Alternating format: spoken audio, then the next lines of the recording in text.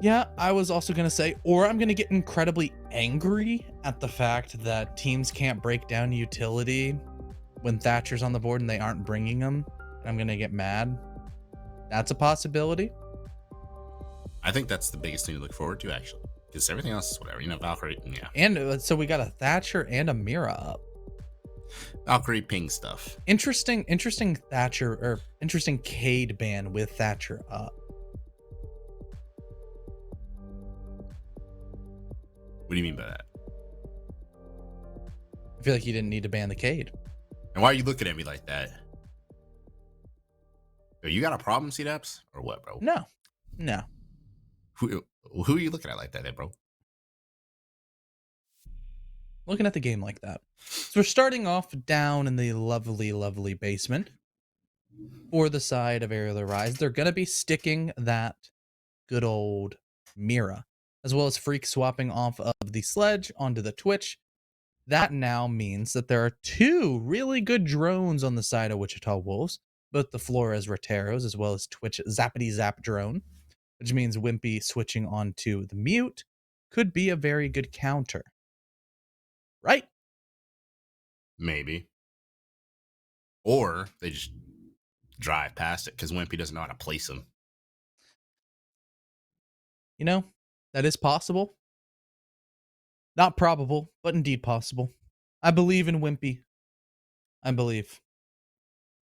Yo, who is still loading? Let's get the show on the road. Wait, what? What? Oh my god. Not for long, he isn't. Losing to... Never mind. I didn't wake up to be a hater today, C-Daps. You've been hating pretty hard. I didn't wake up to be a hater. I don't even know why you brought Mirage in this, you know? But let's see. Let's see what happens in this Oregon game. Valor is placing the Mira. With the Goyos, there's a lot of shields and slits looking at the attackers. But lots of things for the good old Twitch to destroy. You're optimistic, I'll give you that. I am. Let's see if your optimism bears any fruit. Look at that mute jammer. That's a soul-crushing mute jammer. I don't know if y'all got it. Like, what are you gonna do against that, man? Like, how do you counter that? You know what I mean? Like, that's such an overpowered mute jammer. And yeah, you don't just drive in with drone hold like behind them. Did they mute that one? Yeah, probably not.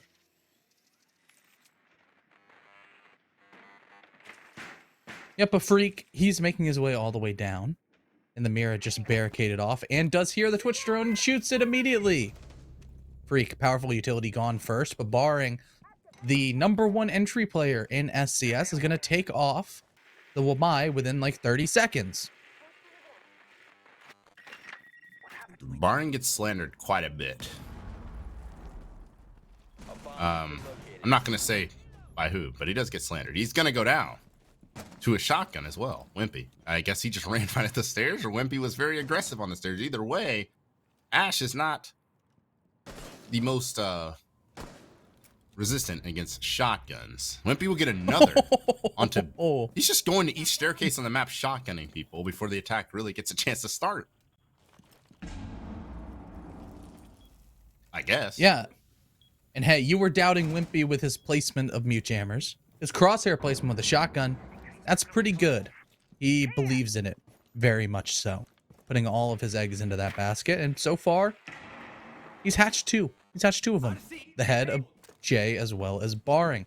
Now, for the side of Wichita Wolves, the operators that they have remaining are still strong in their own regard. Not losing Reed, that could have been soul-crushing because of the amount of hatches for the take that they're going for. And having ranged hard breach is always nice, as well as a ranged explosive that can really vacate certain areas on the map, like Pillar that Rethinking is trying to populate. And I'm pretty sure his ADS has got blown up there by a quite cheeky Rotero drone. Mahes, he like timed it with the bottom pellets and everything. But I don't know. I'm not sure how this is going to manifest itself for the Wolves. Flashbang in hand for Mohes. Since he killed those ADSs, it should do some blinding. But there's a shield Freak has to look at as the drop goes through. This is going to be very one-dimensional for the attack right through the side doorway, and they get shut down. But Freak is in a 1 versus 2. But what? Wimpy from that far away just obliterates. The crosswalk looked at him and hit him with the lean. Hit him. He with the really movement. does have a sniper. Oh my gosh. Wait, what? Is Wimpy cheating with the shotgun? I don't know, but that round is pretty much all Wimpy. Mm-hmm. Cheats or no cheats, he just straight up shotgunned everybody and made it very difficult to really get anything going. I mean, it was really early in the round. The Wolves were down like most of their spearhead play. Jay and Barring have been, I said it, Reed said it even, crucial to their team's presumed rebuild and resurgence. They're the first overall draft picks that will propel this Wolves team to prosperity in the future. But not a good start. They just get pumped. Start the game. 3K for Wimpy, and as we go into dorms where Wimp, and once again on the mute, he's muting things up. But there's no Flores. CDAPS, there's no Twitch either. They've completely abandoned that lineup. But there is a good old Thatcher. Sure, the shield play is not nearly as crucial upstairs as it is down for the defense. So it does make sense to not necessarily need the Twitch and the Flores when you can just not have to burn as much by just throwing one single ADS and disabling so much stuff. I think one EMP in Trophy would get an ADS, a Banshee, a Mute Jammer, as well as multiple WMI discs inside of Attic. That's some pretty good bang for buck. That's why Thatcher gets banned a lot. He's very good. You sound like an environmentalist, like describing the impact of like a tsunami before it happens or something. It's going to be a tsunami of utility hitting the bomb site of Wichita Wolves have their way. But CZ spawn peeking over towards main. He gets droned out, decides that, yeah, I'll probably get pre-fired on that angle. Instead, going to rotate back upstairs as from the west side comes Jay. Already all the way through shower hall, trying to push up to Z, maybe bottom white, push Og out of green hall inside a kitchen, and get map control the whole time with Barring by his side. I opened my mouth to speak, and I was like, maybe the Wolves will be able to set something up for losing people in the first minute. Sure enough, you lose Mohes. You're Thatcher before I don't know how much dollars, how much damage he was able to cause. You know, was he able to cause about $1 million or $2 million worth of property damage to the defenders before going down? Either way, Thatcher doesn't even quite work like that anymore. So, and most of these discs here, they were disabled before. They're right back in charge now. And Barring using Ash charges on barbed wire means any vertical play on Valor is at least somewhat limited. He's pushed his way. I mean, this is Barring's specialty. This is his recipe. This is what he does. He tries to catch you off guard with craziness, and he has the skill to back it up, but defenders are waiting for it. And more importantly, Aerial Rise is not given a whole lot. Which after that initial kill on the Mohes, not a whole lot happening. It's a nothing sandwich right now for the attack, because they're just, I mean, Reed at this point, he doesn't even have control of Master anymore.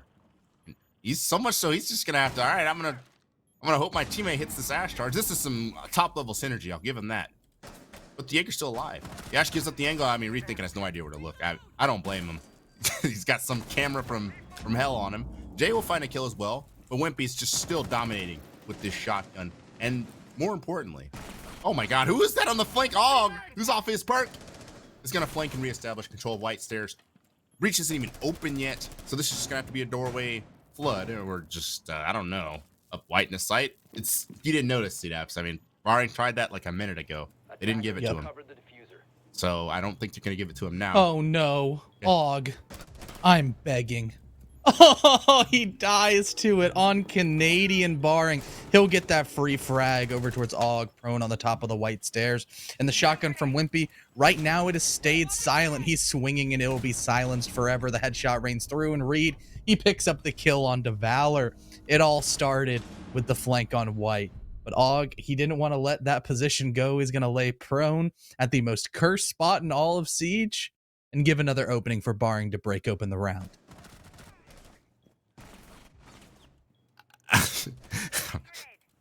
It really is cursed. Oh, because if you stand up, you're wrong. If you lay down, you're wrong. So should you just not be there at all? The breach wasn't open, so very well Could have just, like, you know, not been on white at all. Just give it to him. Play crosses. Instead, you're playing a dangerous game once it becomes a 2 versus 2. And Reed and Barring are more than good enough to pull that one off. Reed may be a coach. His headshot days may be behind him. That doesn't mean he stinks, that he can't get it done. This guy has mechanical prowess.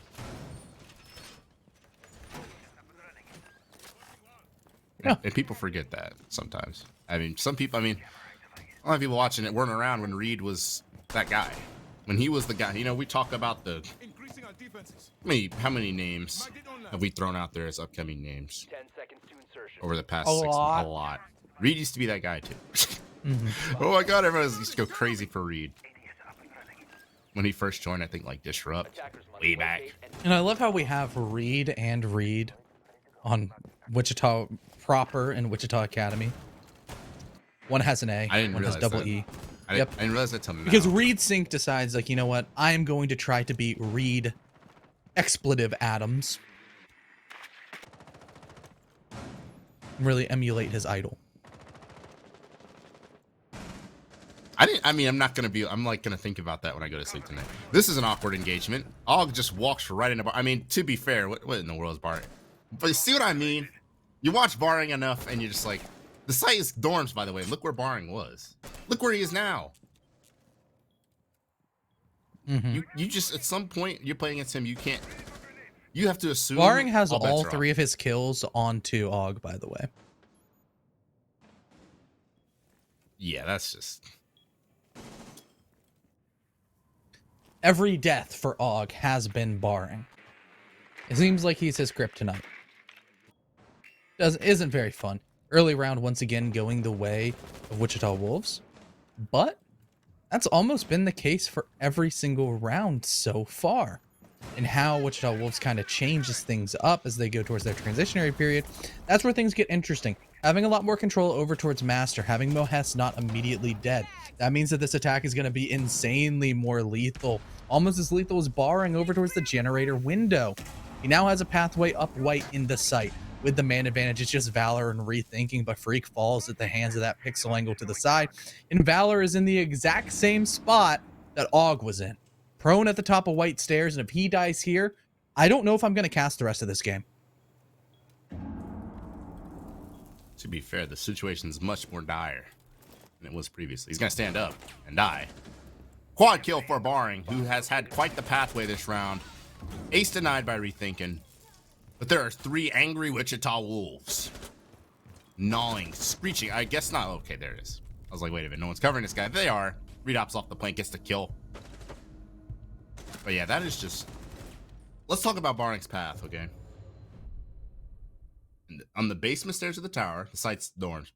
Basement stairs of the tower, went through freezer, up white, went back down, went out a window, repelled on the window, went back out of the window, went up white again, and then to the side. He literally went everywhere. I think the only other place he didn't go was like through meeting or something. Yeah, I mean, Mr. Worldwide Barring, picking up 4 kills. I mean, what more do you have to say? He did the Barring thing, and another person died prone at the top of white stairs.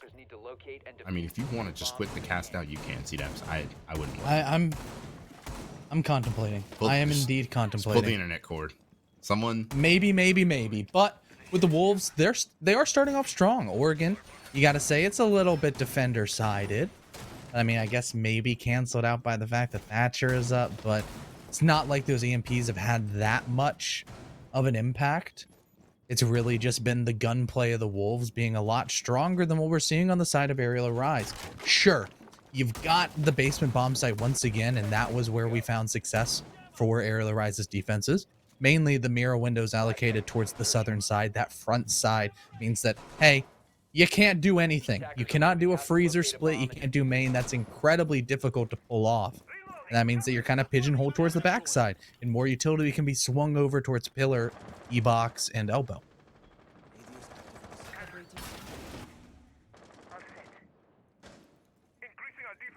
Wolves really recovered after that initial hiccup of a round, which was on basement. Wimpy lurched around and shotgunned people into their hopes before they ever had a chance of taking off. And he's trying to do the same here, but just with an SMG. This is a very, that's so brave to peek that. Wimpy is so brave and so strong. But he's just going to opt to kill a drone and perhaps rotate back. I don't know. It's Wimpy. He will stay there and he will pump you. Og and his Wamai in assistance. You can tell Ariel Rise is just playing is so bold and brash right now. I'm going to hold my breath in saying that they're going to rotate off because they're still holding the staircases very aggressively. If there was a little bit more timing, then Wimpy might have got another sniper shotgun kill, but I bet you Barring surely isn't going to walk the staircase again. We got hatches getting open, things getting done, rotations being made. This time it looks like the Wolves aren't going to get pieced before they can even get out of the womb. They're actually going to be able to set up their attack. Yeah, and when you can actually set up attack, things get a lot better. Freak, he's already poking and prodding towards the bottom of Freezer, destroying utility, taking out Wamai magnets, barbed wire, the likes. But it doesn't seem like he's fully going to commit yet. Even if this mirror window falls at the hands of Reed, if he can get that tight angle over towards through the Freezer hatch, I think Og will be able to just remove them considering how advanced of a position he is on that concrete block. For the side of the Wolves, the rotation is probably going to happen. And yes, as we see, there's a whole lot of bodies already on the side of meeting, Barring pushing down the back stairs. As soon as utility starts getting burned and thrown, there's going to be some sort of flood coming. Here he is, the magician Houdini. He goes for the push down the stairs, then goes back. You can never predict him. Drop comes through from Jay, gets just slaughtered instantly. Mohes will follow. Just a lot of death. But the Wolves have some fight back in them as they reestablish control of the round. Valor and Wimpy are in very poor health. Wimpy in a great position, though. With this shotgun, he'll find Reed. Flashbang out, easy kill for him. Tries to go for another snipe. He loads the slug rounds. But very importantly, he's in a very strong position. Even with the man count against him, he can just push out with that shotgun. A 1 versus 1 for Freak. And he has a general idea of where Wimpy is. And it's the perfect distance for that engagement to go in favor of the Wolves. Wimpy, luck running out with that shotgun, unfortunately. That is like perfect. He's got the 1.5, everything. And Wimpy just out of that range where you can, you know. Hey, apparently he was hitting those shots earlier on with the shotgun. But once again, as soon as the Wolves get everything posted up, it's looking really strong. This is their map choice after all. You would expect them to be strong. They've historically been strong on Oregon. But for Aerial Rise, even having Mira up, it doesn't seem to be doing a whole lot. Even just falling for the simple tricks of feigning pressure towards Freezer. That's something that almost seems default nowadays. That you just kind of, if Mira's up, you poke and prod towards Freezer, keep those front side players honest as the rest of your team rotates to the back and can just flood in over and over again. For the side of the Wolves, they're just dropping in and winning those crucial gunfights, taking the map control and steamrolling.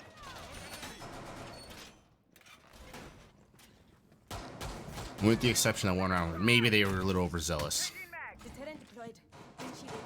They've looked good. Since all things considering, it's Oregon attack. Even with Thatcher, all things considering, even if they lose the next 2 rounds, they're sitting pretty. The ball's in Aerial Rise's court. We see Wimpy has opted to bring Alibi now. We're totally not, I mean, I guess you haven't seen the front push and the extent that you need the mute for your mirror and all that. So I guess I can understand it. And maybe Wimpy's just feeling like I gotta do something. My team just sucks. I need to play Alibi. I need to play a gun. I don't know what motivated him. We've got a Malusi running around as well, CZ. He's also kind of having an uncharacteristically quiet game. I haven't feel like I haven't said his name at all. Barring will get Wimpy. So that's, I don't have to tell you, that's less than ideal. And CZ's still running around up here in dorms, hoping for some sleazy droning out of the Wolves, and that's not going to be the case. They drone him out, I think. They know he's here. Jay's in pursuit. 5-star wanted level has been attained for CZ, and he will swiftly die. An easy clear for the Wolves. And now it's going to force a reaction out of it, Arise, or this will get ugly quickly.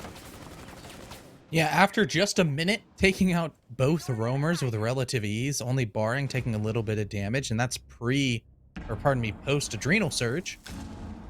It's still looking pretty well. But Og, he did get aggressive and had a reaction, just like you said, able to take out Freak, but even more so the other Vector, Valor. He's going to take out Reed and mitigate this man advantage. However, big asterisk here, Valor and Og, they're both one-shot. And the continued healing factor is going to be a big factor on the side of Wichita Wolves. Down goes Valor as Barring just peeks down the main stairs. And rethinking, he's in a position that could be quite interesting. If left unchecked, could be a nice surprise factor. He hears out the Finka, but he's not able to fell Jay. Would have been a massive pick to get some momentum back onto the side of the Aerial Rise defense, but he slightly misses. You know, Hess with EMP to create stimuli, it's not going to do a whole lot. Og will just peek right into that EMP. It's not exactly a blinding light. I'm not talking about the weekend here. 2 versus 2. Og's on very low health, but it's not stopping him from getting a 3K in this round, leaving just Barring, who's honestly had an incredible game. It's for 9 kills in, well, I guess 5 rounds. He's going to push through bunker here. He does have control of the shield, but I mean, the defenders just know he's there apparently. Blow up the shield, put him in just a great ball of flyer. He's going to peel around pre-firing, checking every corner, looking. No one's really there, though. They're not giving him these angles. They're not giving him this kill. Not sure he didn't shoot that clone, surely, right? I'm not hearing any pings. Either way, he's got a bulletproof looking him in the face. We're in the red zone now, and neither defender is gonna be the one to choke that round away. Aerial Rise, after getting absolutely murdered on their, if you want to call it a roam, they gather that round right back. Yeah, really well played on those reaction plays. When your roam goes down, all of a sudden your anchors have to get a little bit more active, and thankfully for Aerial Rise, they definitely did just that. Sure, Valor and Og, they barely had any HP, but Og didn't care. He was still just as confident, swinging over towards the tarp's door, over towards the bow side barrel of blue, landing that frag and leaving just one remaining wolf left on the board. Rethinking, he was still on full HP. Sure, he missed out on the kill for Jay, but he still delivered right when the round was necessary. And now, for Aerial Rise, they could bring this back. Sure, 3 rounds in a row for the Wolves. The situation was looking dire. But if they can get this 3-3 split, potentially the door is open for a comeback. Definitely, most definitely Valor. Since changing out of his courageous car alias. Yes. He's 1-5. He does get 2 drones there. I mean, hey. Nothing like calling back to your teammates. 8 drones. Like, incredible work, Valor. Even though he's 1-5, he's denying the enemy information. And we know, or maybe you don't know, this game's all about information. It's not always the kills and the deaths, the K's and the D's. But this will be a very telling round. The Wolves can decisively take this half. I should have to say what that would mean for their morale and what that would mean for the overall flavor of the series and this map. CZ's, again, really struggling. 1-4. Not what we've come to expect. The guy has been, he has the Frenchie powers. When will they activate? He's looking for Barring right now because let me tell you, this is Barring's favorite spot. In from the basement. That should almost be like a minigame. Where's Barring going to enter at next? He's through Z-Hall at 30 seconds in. But when you expect the unexpected, what truly becomes expected? For Barring, it's not necessarily constant. It's just kind of very free-flowing as he wishes. Kind of just playing purely off of game sense and poking and prodding now towards Trophy. Instead, seems like Jay is going to pick up the torch, making sure that the rest of his team can get inside a master, and more importantly, Reed can get those X-Kairos pellets down towards the wall, get the breaching going, and make things a lot more difficult to defend over on that side of the map. For the Wolves, it seems like their plant spot, if everything stands the same, is over on the foosball table. That's their win condition. They want to get this bomb down. They want to escort Reed on in so we can start typing that diffuser password.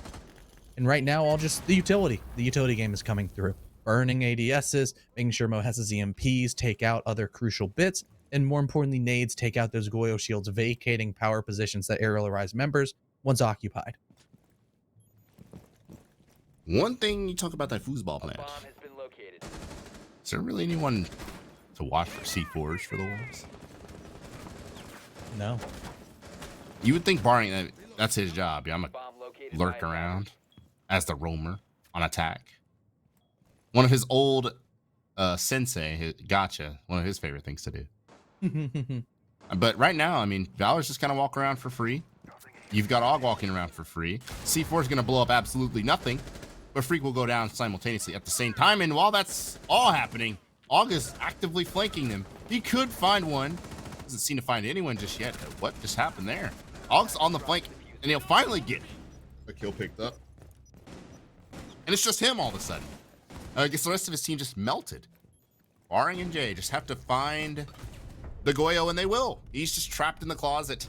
And the Wolves will take a 4-2 lead on an Oregon attack. Yeah, really well done once again by the Wolves. Their push was pretty unilateral. It was one directional. And there were holes like the flank watch and potentially the nitros could have came out huge. But fortunately for them, they were in the wrong spots. And as soon as they were able to just flood in towards the site, they didn't just stop at trying to get the plant down. You had bodies running all the way to Big Window. They were clearing everything. They didn't care. And it worked out into their favor. Just gunfight after gunfight. It always went their direction. As soon as that adrenal surge got popped, that was go, go, go time. You still had players on the board like Jay, like Barring, like Mohes, who are just willing and ready to constantly swing, to bring the aggression, to bring that tempo up. And for Aerial Arise, it seems like they haven't been able to get the feel for when the Wolves were going to push at any moment. Sure, there were nitros. Sure, there was a couple of bullets going over the way of Trophy, and even, I believe, a nitro over the top rope on that Trophy wall. But with only a down, not really a confirm, and a quick adrenal surge picked Freak right back up, and it was like nothing happened at all. Well stated. Now with this lead that they have earned rightfully on the backs of Barring, they're going to be going to the basement with that mirror, and that mirror will be the... I mean, that's some character development, that's for sure. You go from being the crouch walking Ash to being stuck on mirror. But I guess that's part of losing someone like Fallout, who would have been the guy for that. I think that's one of the big issues going forward. I don't know. Is Barring going to play this role very well? I mean, saw how he looked on attack. Very good. Being stunk on a chunky boy is a lot different.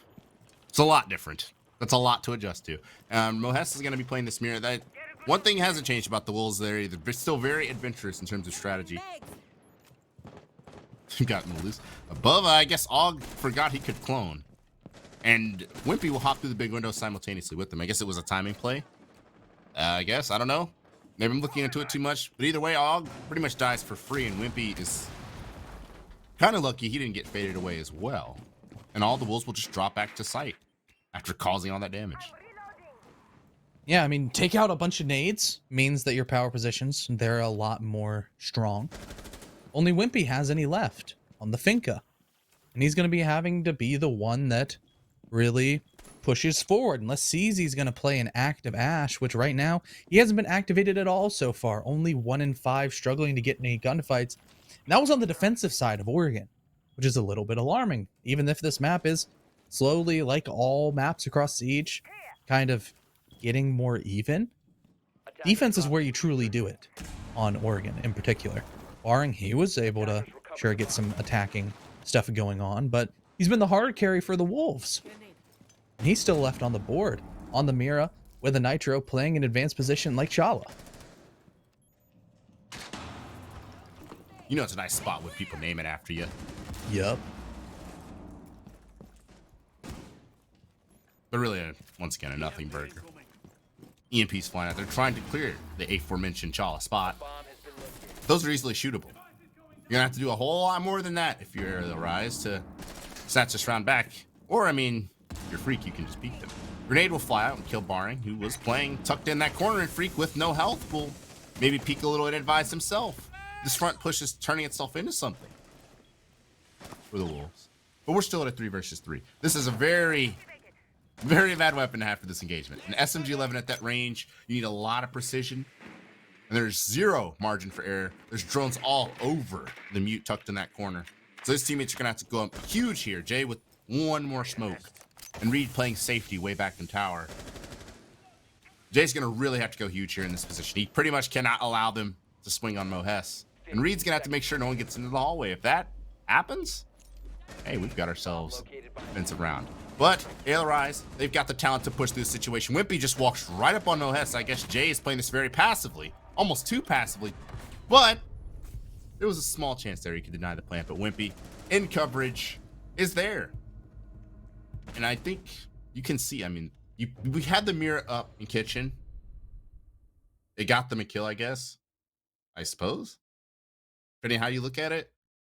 But taking that mirror away from the front there, I don't know, was it worth it? Maybe not. Maybe not. One of the biggest thing that we say about the Wolves, CJ, say it with me, over-engineered. Sometimes they do a little bit too much. So would have gotten that kill even without, like, the way Alec walked at him. That had nothing to do with the kitchen mirror, actually. Yep. So I don't know. It would have been better served downstairs because Jay, I literally laid it out for you, C-Daps. I gave you the Tony Romo. Okay, I said. Assuming.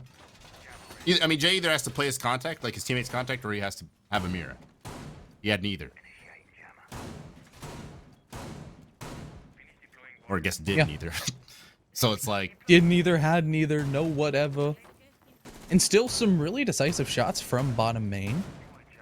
On that nice long angle.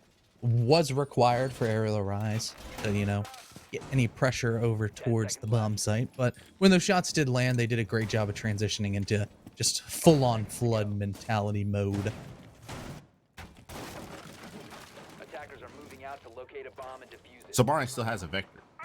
It's just on Goyo. He's just a little bit faster. He's lost some weight. He's made some gains. So let's see. No one's out there. So right now he's just staring at an excavator or something out in the parking lot. Oh, it looks like I see a blue outline. Oh, does he see him though? I don't know who that is out there. Somebody. Out way Solace rethinking. Way out there. Yeah, he's just droning right now. He's chilling. Rethinking or Valor. I don't know who it is. Either way, no spawn peek will come from Barring. You know, he tried his hardest. And Jay will be holding down the bunker, the fort, the Harambe poster in security. Rest in peace to our prince. But for the side of ARIAL Rise, guess what, CJ? It looks like a big window take. A lot of pressure towards the bottom of white, and they're going to be met with Barring. Interesting. Who will immediately die, and CZ also gets the flick for the attempted refrag of Jay. Another player on Wichita Wolves, they're walking down the white staircase. Down goes Valor, but the refrag once again from the side of CZ stands strong. Mohes hits an absolute shot onto poor Wimpy. He never saw it coming. It doesn't look very nice, but Mohes, he's still alive and kicking on the top white staircase. Og takes out Freak. It's just Mohes. The shotgun tries to sing, but the G36, it hit the notes a little bit harder. Another round back-to-back now for ARIAL Rise, and maybe, just maybe, we're going to see a attacker side at Oregon. I have a lot of questions. I think two different people died with grenades in their hands. I don't know what this double swing was. And then Mohes is just going through it. I don't know. I don't even know how to digest that round. It's precisely the type of round you get when you got two rebuilding rosters. Just all over the place. I mean, there's no special strategy there. That was just... Everybody was pressing the issue. Everybody was instigating. And well, the result is we're 4-4. The Wolves, great defense half. perhaps getting tarnished. Because now we're in a tie ball game. It's getting serious all of a sudden.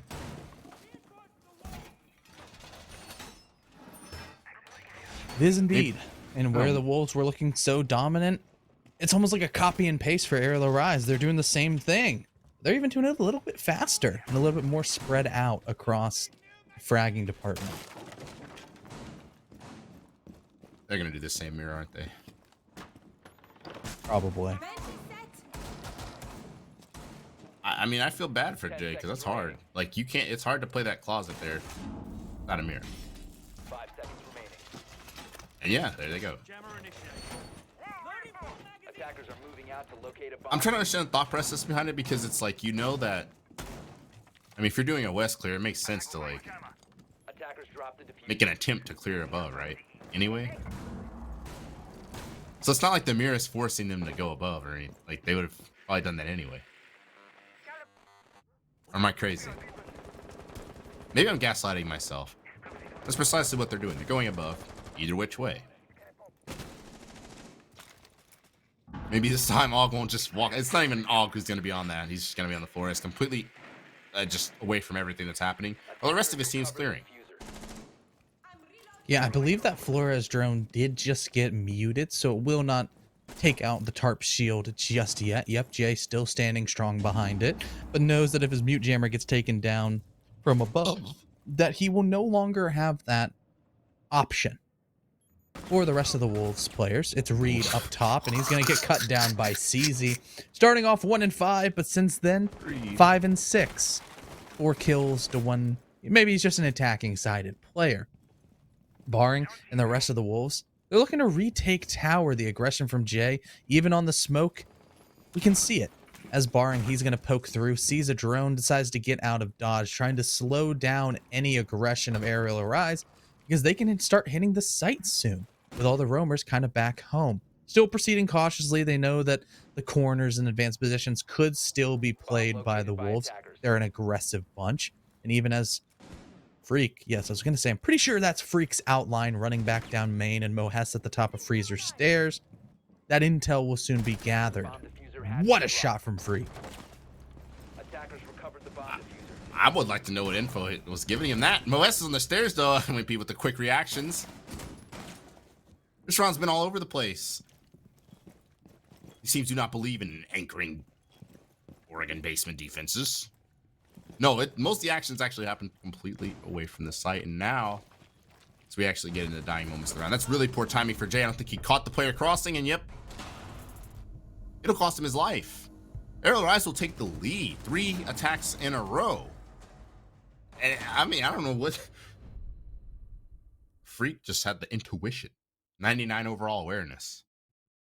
Doing what he can, doing what he needs to do. I don't know what Reed was doing. Reed's laying in a corner. Reed, your legs. What was pinging him there? Did they just not shoot the lobby default? Am I tripping? You can tell me if I'm tripping. I've been known to be tripping. Yeah, I think they didn't shoot it. They just really late on shooting it. I don't know. Either way, they won the round. Or some sort of cam. Yeah. But now 3 in a row for Aerial Arise, and things are starting to get dire for the Wolves because these rounds, sure, on Aerial Arise's side, on their defenses, some of them did get close. That has not been the case at all for the Wolves' defenses. There's kind of some wet tissue paper on defense, which is very surprising. This is a team that hits the dry run for 80 million hours, which maybe, you know, you were talking about their identity change. Maybe that's not the case anymore.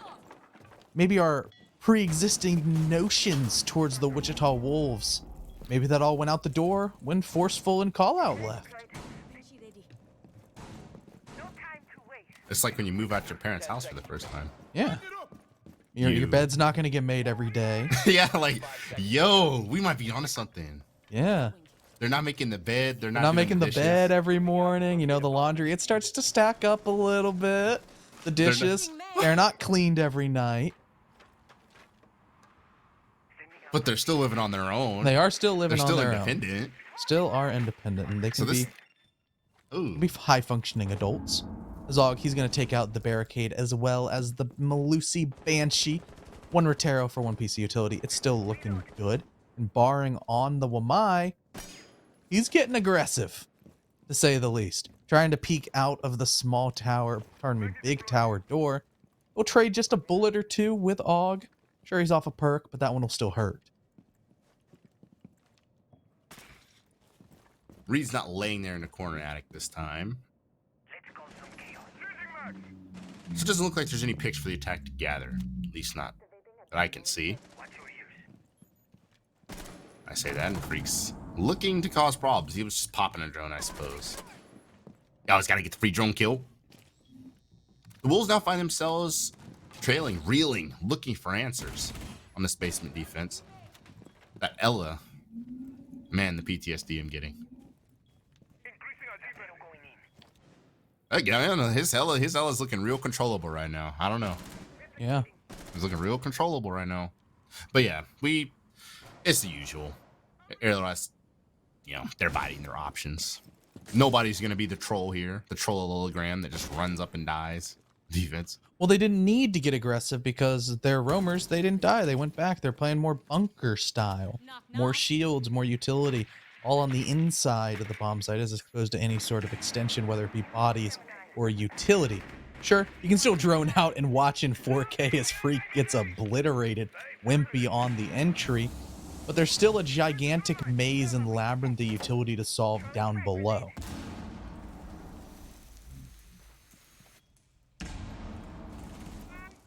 Really, really deciding what they want to do. So he's just going to get picks. He's just going to push down the stairs, actually. Wimpy with his second, too.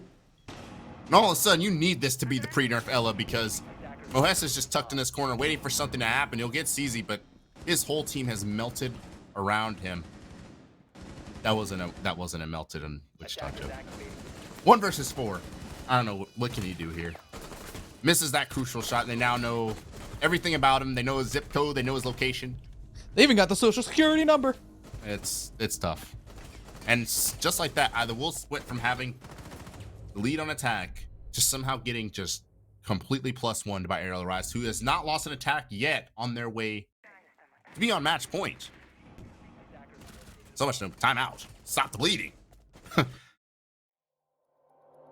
Make history, everybody. Make history. Stop the bleeding. For ARIAL Rise, I mean, everything's been sound on their attacks. Like you were saying, you don't need a crazy IGL in order to be successful on Oregon. And they're doing everything right. Their initial drone phase, it's clean, just like the Wolves was. Their transitionary period, somebody to break the stalemate. It seems like everybody on ARIAL Rise is able to do that as opposed to the Wolves. It was pretty much just barring on that role. As soon as barring was taken out, there wasn't a whole lot the Wolves could do necessarily.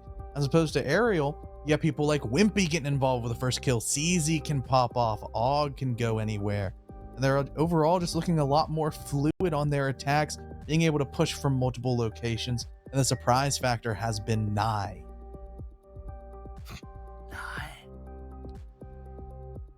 Yeah, well,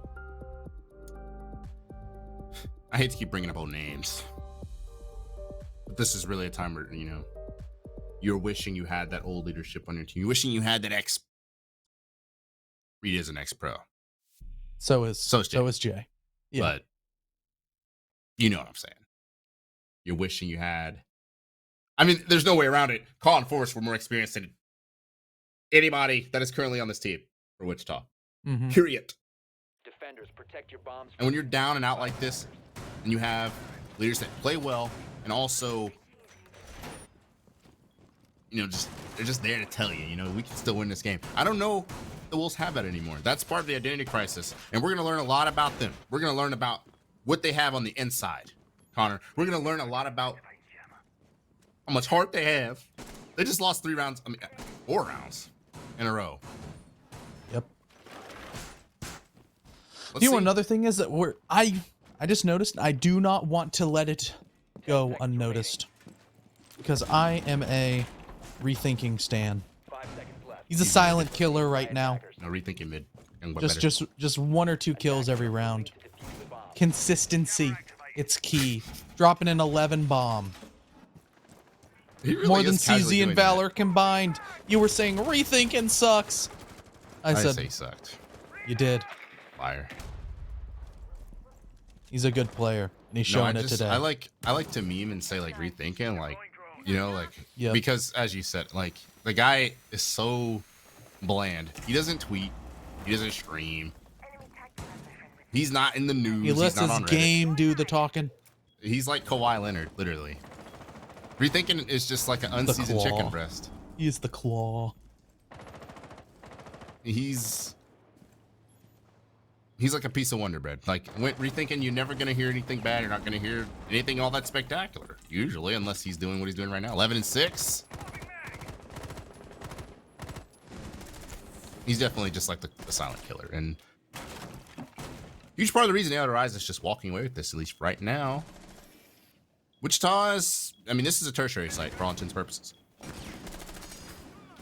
Yep, and it's going to take some aggressive plays, mainly from Barring, who already took a lot of damage and had to heal himself up with his own medical degree, narrowly missing the shots trying to deliver the surgical blow. Hasn't been able to do it quite yet, as drones have started to flood the bomb site. ARIAL Rise, they have the idea of what's going on with the anchor play. But do they know what's happening with the roam?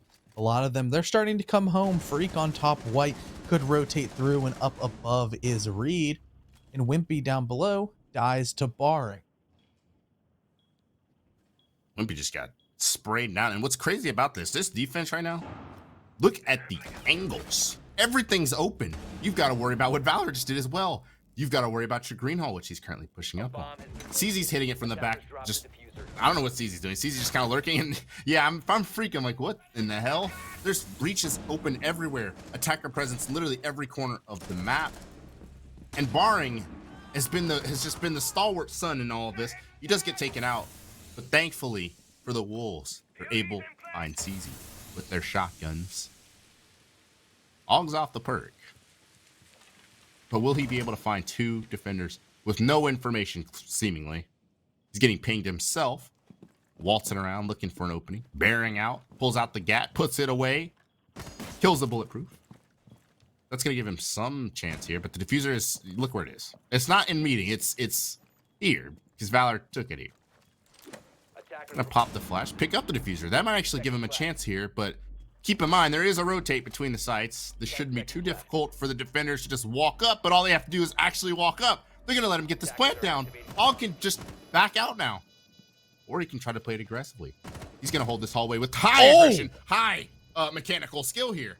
He just eliminates Reed. And now in a 1 versus 1, all the pressure is on Jay. All the eyeballs are staring at him, and all Og has to do is wait. The shotgun can be pulled out from Jay, but it's not gonna happen. SMG-11 shoots the ankle of Og, but Og hits the head.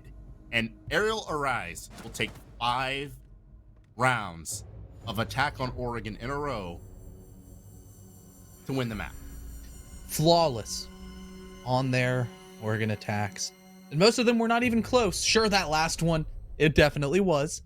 We're gonna say it how it is. But Og, with all that intel in sight, there were multiple cameras that did not get shot by the Wolves. In that post plant, everything went massive. Taking out the bulletproof, it was something that you said, but was incredibly impactful overall, because with how the Wolves were playing, however stoic, however passive, however smart it was, they were slightly too far out of the range of that audio cue or the bomb going down. They didn't know it was happening. That flashbang, as soon as he picked up the diffuser, he was gone. Boom, gone. No intel in the bomb site. They didn't know he was on stage. They thought he still had to come in. They thought the diffuser was a little bit deeper. And then all of a sudden, cam inside of sight, 1v2.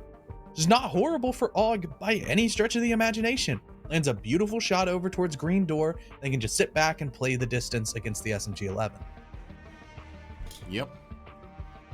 Jay, unfortunately, I mean, he shot. It's just, he's aiming a little too low, and I'll just hit him.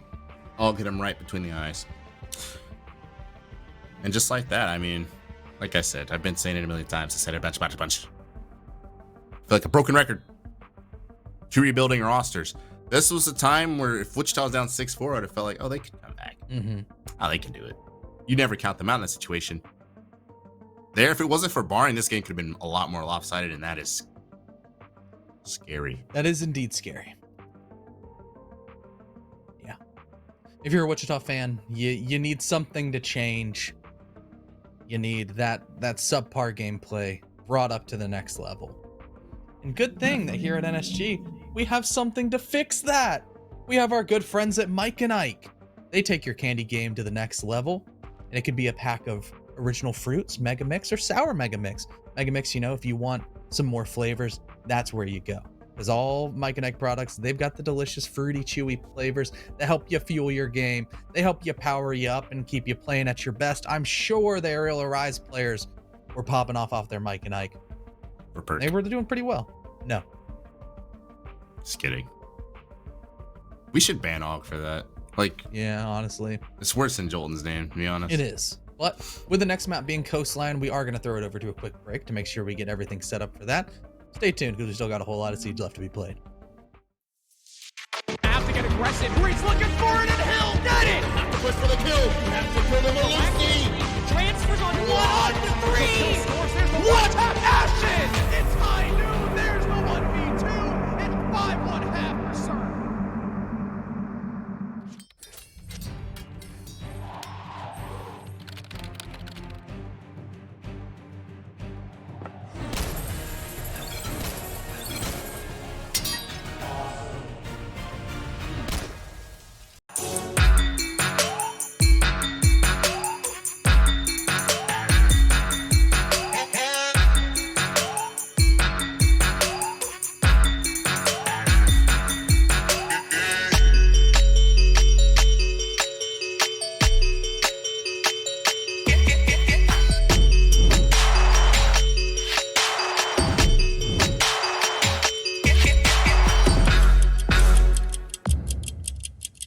Welcome to the NerdStreet Winter Championships, featuring SCS6, a yearly open tournament series hosting the best players and teams North America has to offer, culminating in a community favorite, the Pro-Am.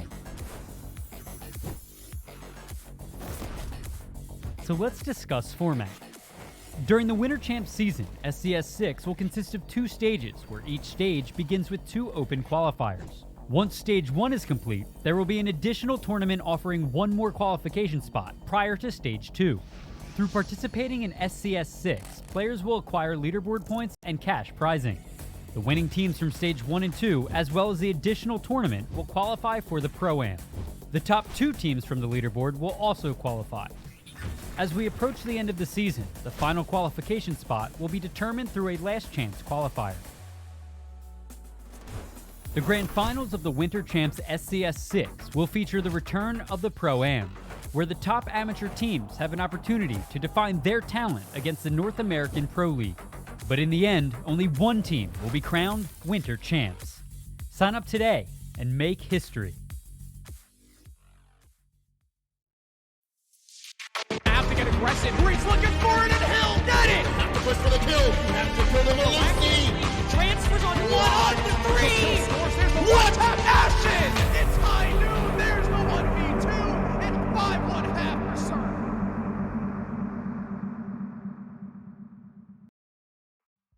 Welcome back, everybody. A quick break as we rolled some beautiful ads for your viewing pleasure. We still have another map left to be played, and potentially the Wichita Wolves' final one here in the group stage of SCS. With Aerial Arise punching their tickets, because guess what? The Wolves just lost their map choice of Oregon, CJ. Did you say punch their tickets? Yeah. Punch their tickets into the playoffs. Well, good thing it's a best 3. That is true. Coastline could go the Wolves' favor. You never know. But if you thought Og was off a perk on Oregon, he's a pretty good Coastline player. Yeah. If it wasn't for Barring, who had like a billion kills, Wolves definitely looked out of sorts. Jay let some things get past him. You know, Reed was laying prone in corners. Mm-hmm. And it's alarming. Now, they could totally revitalize themselves on Coastline. It could be possible that Oregon's bland and drab and just unseasoned, right? And that causes problems for players that are as dynamic as the Wolves players are. But that remains to be seen. I'm just making excuses for them. As you can see it, Barring had crazy entry numbers, had twice the kills as anyone else. It's much more balanced on the side of Ariel Arise. Courageous Carl did not show up today. But you would have never noticed that because everyone else was playing so well. Rethinking Silent Killer. OG Skilla. Yeah, I mean, for the side of Ariel Arise, their play style is very loose and very aggressive. And when you just lost your IGL, it can be very hard to adjust. And that's why I think Wichita Wolves were struggling to, you know, have and find success on their defenses. People are just pushing all over the place. You never know where the pressure is coming from because the pressure is coming from everywhere. It's every direction. Even if you try to play smart, sometimes just those big ticket plays come out. Big ticket play. Yeah, the 1v3 from Og. Will this be the ticket to the playoffs? Maybe. Sorry, I had to. Let's see. As someone left and rejoined, we're ready to start any second, guys. So just bear with us. Coastline. A map recently reworked, but not like that recently. Like people know what it is, a very minor tweak, minor rework that overall just made the map a little bit more consistent, but it's still the coastline that we know and love. Not nearly as aggressive as it used to be, but I mean, CJ, every time we've watched it, there's been some crazy plays like that shotgun, the secondary shotgun from Narnia, getting a one-shot kill. Maybe we'll see some more of that. Maybe we'll just see totally uneventful coastline. I don't know. Be honest with you, this is usually when I say I don't know what I'm going to expect, I don't really mean it. Deep down, I can expect something. I just don't want to say it with my mouth. Do it. But here, Say it. I have no idea what. This is history. C-Dubs, this is uncharted territory. I don't know what the Wolves are going to look like. There was a time where they just didn't play this map, even though they had, you know, really talented whatever players. They were dynamic and crazy, swinging from the ropes. Monkey PQ, literally for its name. I don't know what they're going to do now. And Ariel Arise, I don't know if CZ's going to start 0-6 and then finish with like however many kills they finished with last game. It's like 9. I think it was like 9-9 or something like that. Sophia got banned again, by the way. Who did it? Ariel Arise did it both times. It's They just got funny. the barring LMG nerf. That's the plan. Barring doesn't. I guess maybe he does now, but before he wasn't known for that. He was a. Maybe they got the player. Scrim GG reports on what barring's running. Anyway, Valkyrie again, yeah. Do I need to do a 20-page essay and a 30-minute presentation on why Valkyrie is? No. Or Mira? Honestly, do you think the Valk cams outside change is going to fix anything? I really don't think it will. This should just not be able to Z-Pay. This shouldn't be hard. Or if it does, it should make noise beep on your screen. Now rethinking being self-aware, plugging his own Twitter and talking about daily tweets. Even though they never come.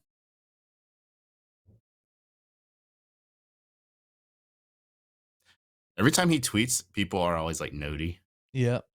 because of how Because rare it it's is. such a rare occasion.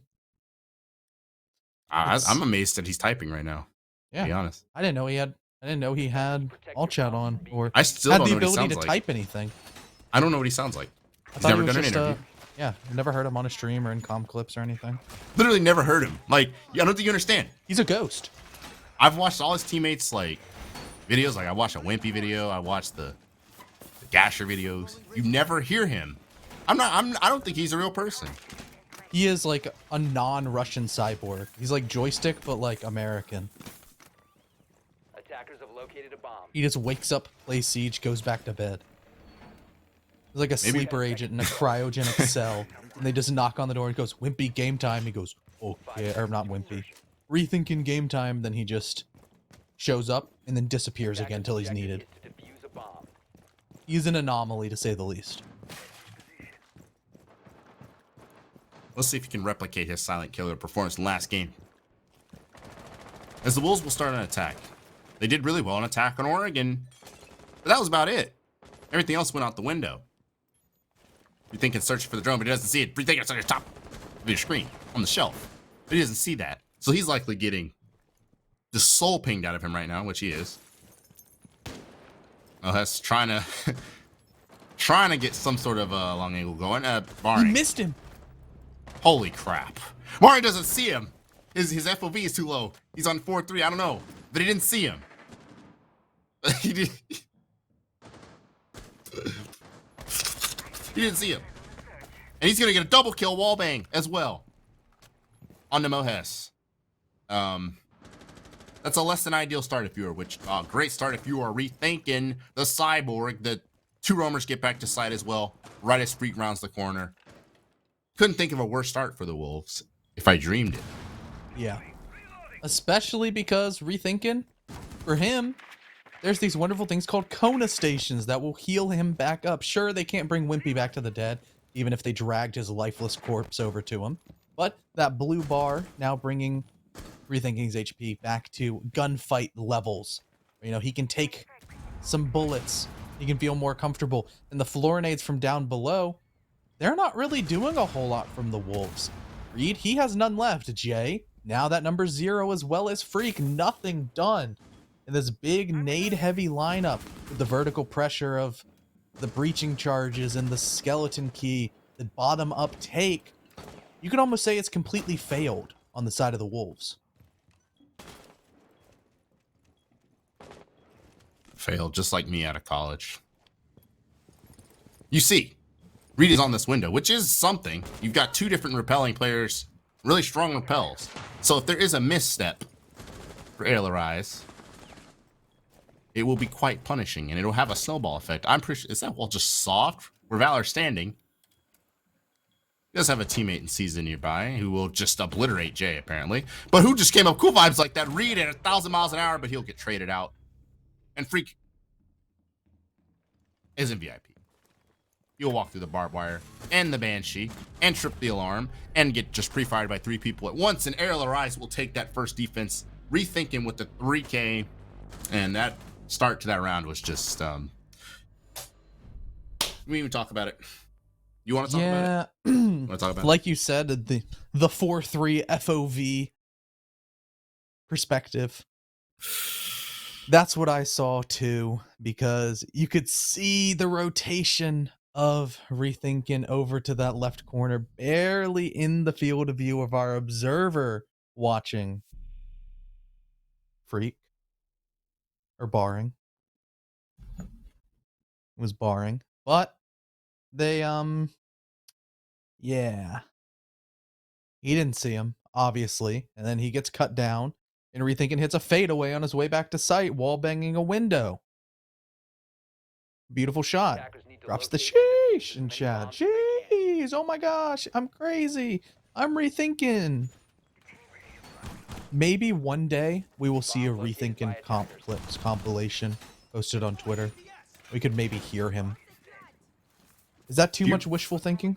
Do you realize what's crazy is if you go to, there's like a website, you can look up the clearance levels of players, like the highest level players in the game. Mm-hmm. There's the King Georges, the Macy J's, and there's Rethinking. Mm-hmm. He's played this game this long. Nope. I think 5 people have heard him talk. And he's never posted like video. I mean, if he's posted a video somewhere, I'd love to see it. Attackers are heading out to the He's very unmarketable, actually. Yeah. You know, what is that claw? Does that get... That gets the Pengu walls. That's cheeky. I mean, you'd have to be a blind wombat to not look out. They're not going to be looking for it out there. What are you going to look for utility outside? There's no Valk. But I feel like we're the claw. You know what I mean? You know what I mean? Or I don't know. I feel like I feel like in that instance, like sure, 1 + 1 = 2, but it's going to be hard to even figure out that you're trying to solve a math equation. attackers drop the diffuser. How are you going to do the math if you don't know you're supposed to be doing math? I like that claw. I like it. That's a nerdy wolves kind of claw. they don't even have like hard breach like that though. I mean, yeah, they have a hard breach charge. Sure. Yeah. But that's a really awkward wall to like fall through. Valor will just slam Jay, and he'll go for another. He'll get 2, and security may even get 3 as the crouch walking Ash, barring, will have no chance. Won't even see him, and Aerial Rise will just dominate 2 rounds in a row. It's going 7 rounds in a row, going back to the last map. And the Wolves are just bleeding right now like stuffed pigs. Yeah, there hasn't been enough intel. Like, both of those players, they were going in blind over towards security. I understand mute Mozzie, whatever. It makes it hard to drone. But you should know the general positions that players are going to be on. You know that if it's a blue bar hold, there's probably going to be horizontal extension, at least one rat over in security trying to make sure that office isn't a free, easy way to get into the bomb site, because you know it's adjacent to the bomb site. It's an important room. You shouldn't just crouch walk in there all willy-nilly.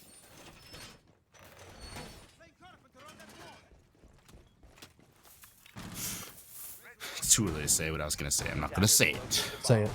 I believe it. I'm just not sensing the fight in them anymore. They're kind of skipping steps. The Wolves, you know, they're just kind of. I was gonna walk in. They don't have their fearless leader they've had for so long. But it's too early to say. We're 2 rounds into the game. It's entirely possible. They had perfect drones and everything. They just lost all their gunfights. But I mean, it's definitely a new Wolves, and I definitely don't mean that in a good way. Transitional period, though. We must be patient. They're in the rebuild phase. This is like the Bengals when they were 2-14. You know, they're gonna rebuild. The Wolves will find their Joe Burrow, I think. Maybe. Freak's gonna sledge a door. They've got a clear to do. They've got options. They've got 2 vertical soft structures and a kitchen that is quite susceptible to vertical play. So let's see what they do. I guess one thing of note, a little fun fact, if you will. Valor, 4-0. That is more kills than he got on all of Oregon. He was 3-9. Now 4 kills. Doing a lot better for himself. And this is even the disadvantageous side of Coastline. Entering from up above, vertical pressure, not quite fully into the control of the Wolves, because there's a couple of players on the side of Aerial Rise still hunting and on the prowl. Reed, he takes down Og. Freak is here trying to find anybody else that is roaming. But for them, everybody has gone home. They're somewhere on the first floor, whether they're sprawled out horizontally or starting to go for a bit of a flank. Sunrise control, it's there. Cool vibes control, there's pressure. And there's a certain man named Valor down below trying to hunt for this nitro cell as the buck and the sledge go crazy. This is about what I expected. About on par with what I expected, especially with the advantage here. Who is that? React. Oh, never mind. I was about to say, you're being bucked out. Move. But it's rethinking. He's like level 500. He knows what's going on. He knows his positionings. Thing is, you can do all the vert pressure you want, but if the defenders don't actually die to it, you need to have a capitalization push. You need to come in from Sunrise, maybe go service. That's the next step in this. Jay, who I said a lot of good things about. Reed said a lot of good things about when they added him to this roster. He'll need to go nuki dookie. Rare missed shots from barring, and it's going to cost him his life. Rethinking will kill him, and what a pre-fire from Jay, though. Rethinking can even fully swing. Jay's already shooting. And now, for the first time in a very long time, the Wolves have a really good chance at winning this round. But Valor's going to retake above. Whether there's a drone on the flank or not, I don't know. Barring's not actually watching a flank drone, but Reed on the flank camera, Mohess with the flank watch. Lee's just wimpy, and finally the Wolves, after like 7 billion rounds, will take one. Yeah, and this is more so of what you expect from a coastline attack. You know, get control of a certain area and just kind of steamroll through, continue building momentum, and it's really up to the defense to make a play and have any sort of pushback. And this time for Aerial Rise, their pushback was reverse counter pushbacked. They were ready for it on the side of the Wolves. They had the right flank cams. People were following drones. They had a good initial clear. There was so much vert pressure that nobody on Aerial Arise's defense could play inside of kitchen. They just kind of sat back and died. And sure, maybe we could say the same thing about Wichita Wolves' first couple of attacks. If they were able to, win some gunfights over towards office and security and not completely fall back and fall off and fall flat on their face within the first 45 seconds. Maybe that's the Wolves that we're supposed to be seeing, if nothing is kind of no insane highlight plays come out of the defense.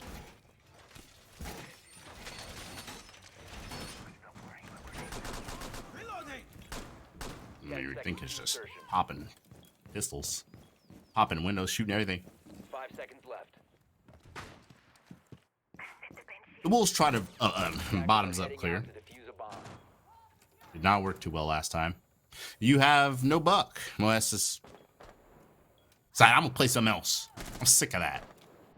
Wimpy just shoots his gun to let them to assert dominance. You saw that? He ain't actually shooting nothing. But he's just letting them know that, like, he's just shooting.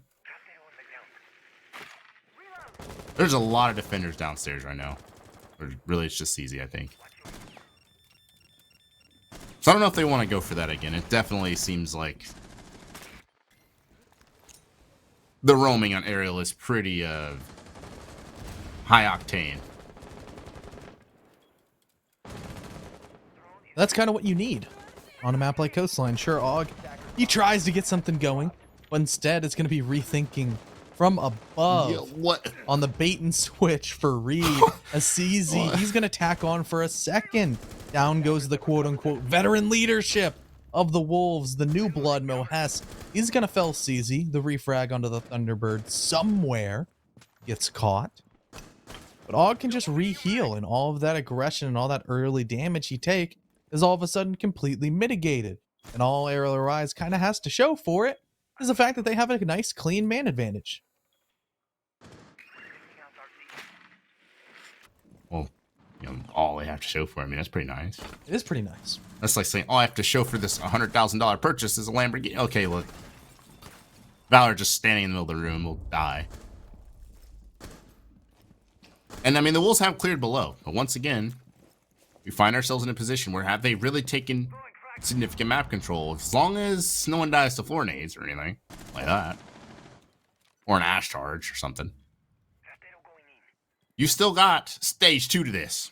I'm not talking about stage 2 of SCS. I'm talking about stage 2 to this assault. You have to actually kill the enemy. This is the FPS part. And it doesn't look like Aerial Rise is too keen on giving their positions away. Mohes is... I mean, where are they going to go? Up the stairs? Through the doorways? Right into Og's loving arms. We got healed up, by the way. He ate a lot of bullets early in the round, and he got healed up. He's ready to fight. He's ready to kill. He's got a long angle from 90. Mohes is taking a really strong position here on Cool Vibes.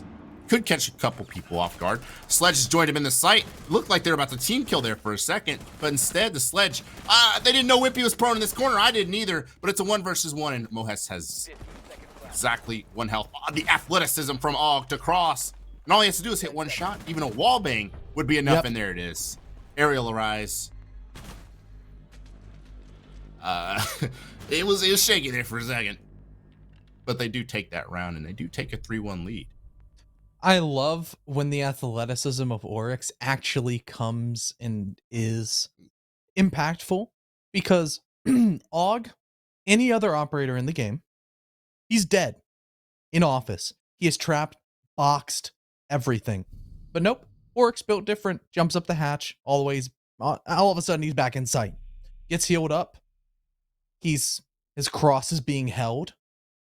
There's really not a whole lot he can do. Sight control is in the side of Mohes, who doesn't have that much HP. He's holding that angle. But guess what, CJ? How are you going to hold an angle from a online Oryx dashing across your screen at 50 million thousand miles per hour? You can't do anything. 2 different isolated incidents of Oryx being so good on Coastline. takes the round for Aerial Rise as they've managed to claw out 3 dominant defenses. Right now, they've done their full half duty. If they lose the next 2 to the Wolves, they're still chilling. They're feeling good. We could even see next round a switch over to Penthouse because the kitchen defense really didn't work out into the favor of them. Instead, it was all Wichita Wolves. Coastline's a cool map because you have 4 bomb sites that are all viable.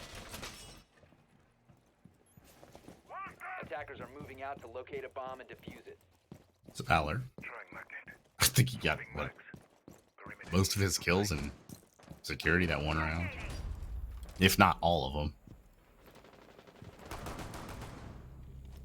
Wimpy will just delete Mohes before I even get to finish my sentence. And he's going for more. And he will get more. Double kill just peeking out of windows. And I don't know what to say. There is a little bit of consolation. They do tag up Valor, but there's a Thunderbird. Rethinking will find Freak. This round's just about over. It's a 5v2. It's been 30 seconds. CDAPs. I didn't even get to create a train of thought. Round's already over. 1 versus 4 for Jay. And how are you doing today, CDAPs? I'm doing significantly better than these Wichita Wolves attacks.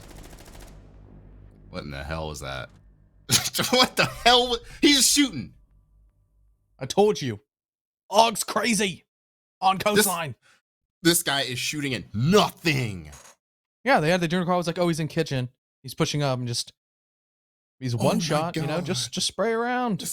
No. Spray around. No, baby. that's the worst kill cam I've ever seen. Oh yeah, it is for sure. What? I mean, in August kill cam earlier through the 90 couch, the bent couch in hookah. That was ugly too. He just kind of swiped across. It was jump rope, hip level, guaranteed to hit a crucial body part. You know, he got 1 bullet straight in the liver, and that was enough to knock off Mohes. And could be enough to knock out the Wolves entirely. Aerial Rise are cruising. This is their map choice after all. And with the Wolves, they picked Oregon. They got silenced over there. Especially on Aerial Rise's attacks, which we haven't seen yet on Coastline.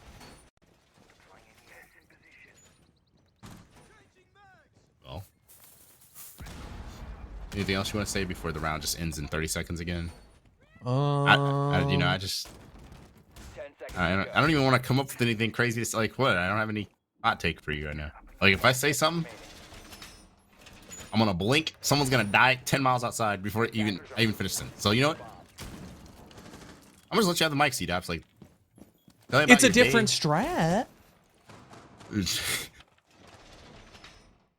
You think so?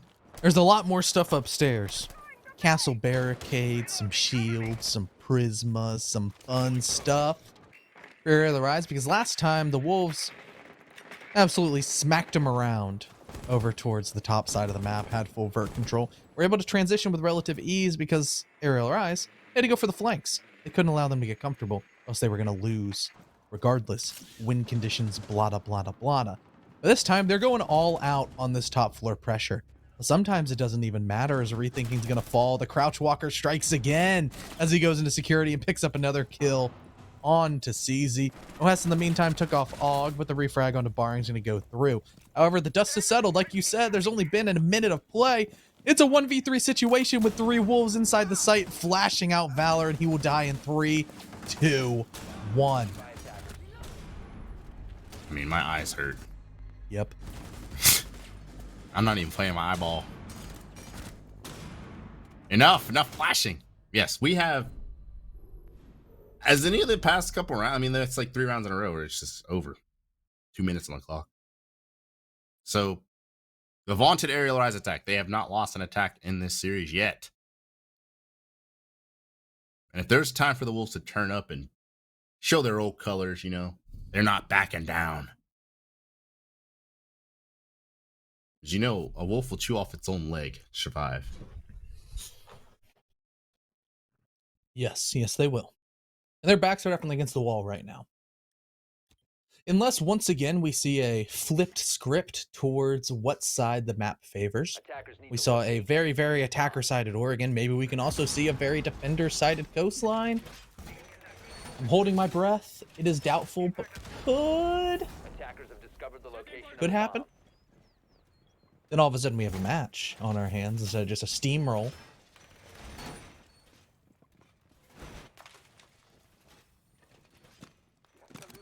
So we have ourselves a hookah defense. We have Leon.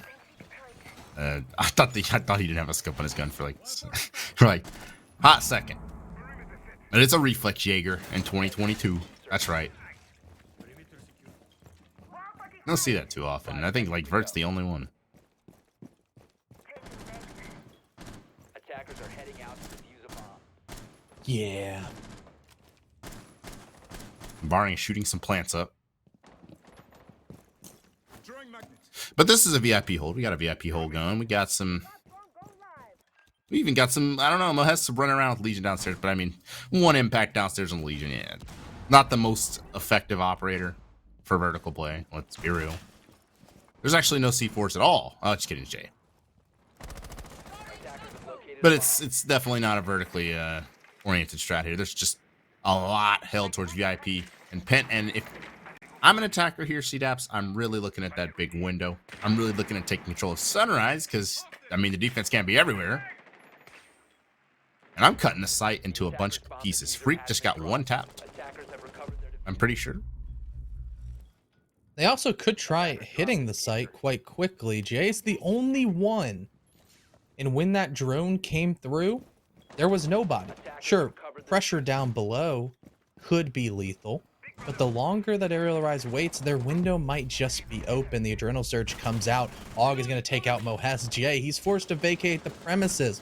He doesn't have a shield to play with. He's just going to have to swing as Reed is going to fall at the hands of Og. Inside the bomb site is a whole lot of Aerial Arise players. They fly through. Rethinking picks up two. Mohes is mad. Wall Gang Beast, it's y'all's day. Maybe it's their whole season. It's y'all's day. When he's admitting it now, that's what I suspected, right? Round two, maybe the Wolves are just kind of like, man, you know, these guys are just, yeah, they're just better than us today. I'm done. That's the energy I'm getting. That is one thing that I have noticed is that Aerial Arise does have a drone in like every room. There's a lot of yellow pinging going on. Who needs Beastly? Yeah, who needs Beastly to drone? When you got, Valor. Beastly mid, Valor better. Just kidding. I'm a Beastly. I am a Beastly fan. If you remember my monologue. Yep, the Bex dog. Justice for Bex dog. I defended him when he went 9-27, but the truth of the matter right now, the dog. I don't know what this hodgepodge Aerial Rise team is. You got Valor, who disappeared for like 2 years, came back, and Rethinking, who's just the most unemotional thing. Bomb located by attackers. And they're looking like their best iteration. No, they're he going is to playoffs. facts. Right here. Right here. Rethinking is the fact. And he don't care about your feelings, Wichita Wolves. He's sending you home. The Academy roster. It's going further. It's going further than the main roster. If this result holds. But Challenger Wolves League team defense. getting grouped while the Academy roster's out here winning games. Winning the whole stage last time. In their defense. In their defense, they lost their IGL. I know we've said this. They're tanking. They're tanking. They're trying to get a first round draft pick. When do the Academy players start turning 18? They're gonna be out here. They already got them in the system. They don't even need to send a new contract. Yeah, the Wolves are tanking for Asian right now. So there is a Z ping. Oh, once again, right? We're talking about how great the drones are. Well, that's getting Z pinged right now. Mm-hmm. There's two people looking at him. Two different drones on him too. He's getting lion scanned. He can't move. He's getting red pinged now because Valor's just playing with his food. They're like, hey, you didn't know that there was a drone? Now you do. Can't complain about these wall bangs. Flashbang comes out, strips him of his vision, has support over towards security. That'll be enough to drop down Valor. That's the helpful coverage that we saw as Freak GN came to help his poor GN tag clanmate. He'll take out another. Freak has been the lone bright spot in this round, but Rethinking is just, I mean, he's folding these guys like a Macy's t-shirt. And it's just Jay and Reed. Jay and Reed who have to branch out and do something because this is a lot of time for the attack to just, CZ's just walking through the bathroom. Then they have a Z-ping on this last defender. Reed has no idea. He just gets absolutely traced. This guy's getting tracked down like it's CIA, FBI, which he is. Match point. Jay was #1 most wanted. He's got Al Capone levels of. I mean, they were just tracking this guy down. It's unbelievable. What Hess said is starting to make a whole lot of sense. It really is just their day. Rethinking is hitting shots, baby. We can analyze it and all, but Timeout. at some point, ARIAL is playing better Siege right now. Mm-hmm. There's no little intricacies to it. Yeah. Timeout. How much can it truly stop ARIAL Arise? There's not really anything that we can say to nitpick. I like the timeout though. Yeah, you do have to respect it because They're not just giving up. It's yeah, showing they're that just it's giving not up. That's not the Wolves' way. They fight to the end. How many They're not more legs do totally they have to tanking. chew off? They might not have any left. Wow, the vision I just got of a wolf, a legless wolf, Just crawling around. just a hot dog walking around. Yep. And CZ's PC exploded, so I don't know if this counts as a tech pause or what, or who, or in what. Yes, it is a tech pause. So do the coming Wichita out. Wolves get charged their timeout still? I think so. It was said in the chat, so they called it. But now you have to deal with us for a little bit until CZ can get back in the game. His PC is looking like Lobin right now. Gonna keep on kicking him, but honestly, at this point, with just how dominant ARIAL Arise looks, they could probably win this 4v5. Wow. I mean, you told me Rethinking is acting like two people right now. It'd still be even. if you told me back in November, soon as Stage 3 ended, that the Wichita Wolves could be 4v5'd by anybody, I would say you are smoking Vienna sausages if you think that team could ever be that down bad. But right now, an ARIAL Rise team, who also looks way different than they did. Yeah, it's only After Stage Wimpy. 3. Only Wimpy is the same. Wimpy's literally sitting here like, all my friends left me. Mm-hmm. I guess I'll put this team together. And they look pretty damn good. It looks like this should have been the team all along. Maybe they'd be the ones in you know? That I mean- that ARIAL Rise roster was one that went all the way to the finals and lost to PB. And then PB beat XSET. That was the game for who got to dethrone XSET. I think that any of those top 3 rosters, ARIAL Rise, One Shot, or PB, would have beat them in that BO5. And this is perfect time as well. Since I have zero faith the Wolves are going to come back, okay? I will say you saved my prediction percentage. Because I was really about to vote, for which I believed, as CZ rejoins the lobby. We're going to start up again really soon here, okay, guys? Just bear with us, okay? Okay, so you manipulated me, though. You were like, ARIAL Rise they're for real, man. What are you talking about? But I believe the Wolves still had fight in them. I really do. I did too, but more than anything, like, me not voting for the Wolves was just a shout out to Call Out because he did a lot for that team, and there's a reason that he immediately got picked up as tier 1 support staff. He does a lot for the team. He's a phenomenal piece of talent in this scene. With so much value, he's immediately going to the stars. He's going to Astralis. And hopefully he can turn that team around. Defenders, protect your I really think he can. But for the Wolves, trying to just plug in that gigantic gap left in their roster, in their round-to-round play calling, not in timeouts kind of stuff, it's incredibly difficult. You can't really blame them. Like, are you going to blame a team when they lose their quarterback? No. Like, if the Bucks suck next year, is everybody going to be like, oh, the Bucks, they're just so bad, they're horrible players? It's like, no, they lost their quarterback. Then again, on that note, 10 seconds to insertion. didn't the Patriots lose Tom Brady? And then this year they were, 5 I mean, they got slammed in the playoffs, but, you know, like, they came Yeah, back. but they lost him 2 years ago. They didn't make the playoffs last year. Attackers are moving. That's true.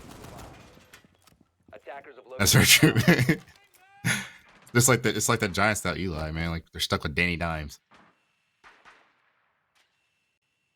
It's hard to just transition from GOAT. Like I think call it as GOAT. I think if there was ever a CL Hall of Fame, call it would be in it.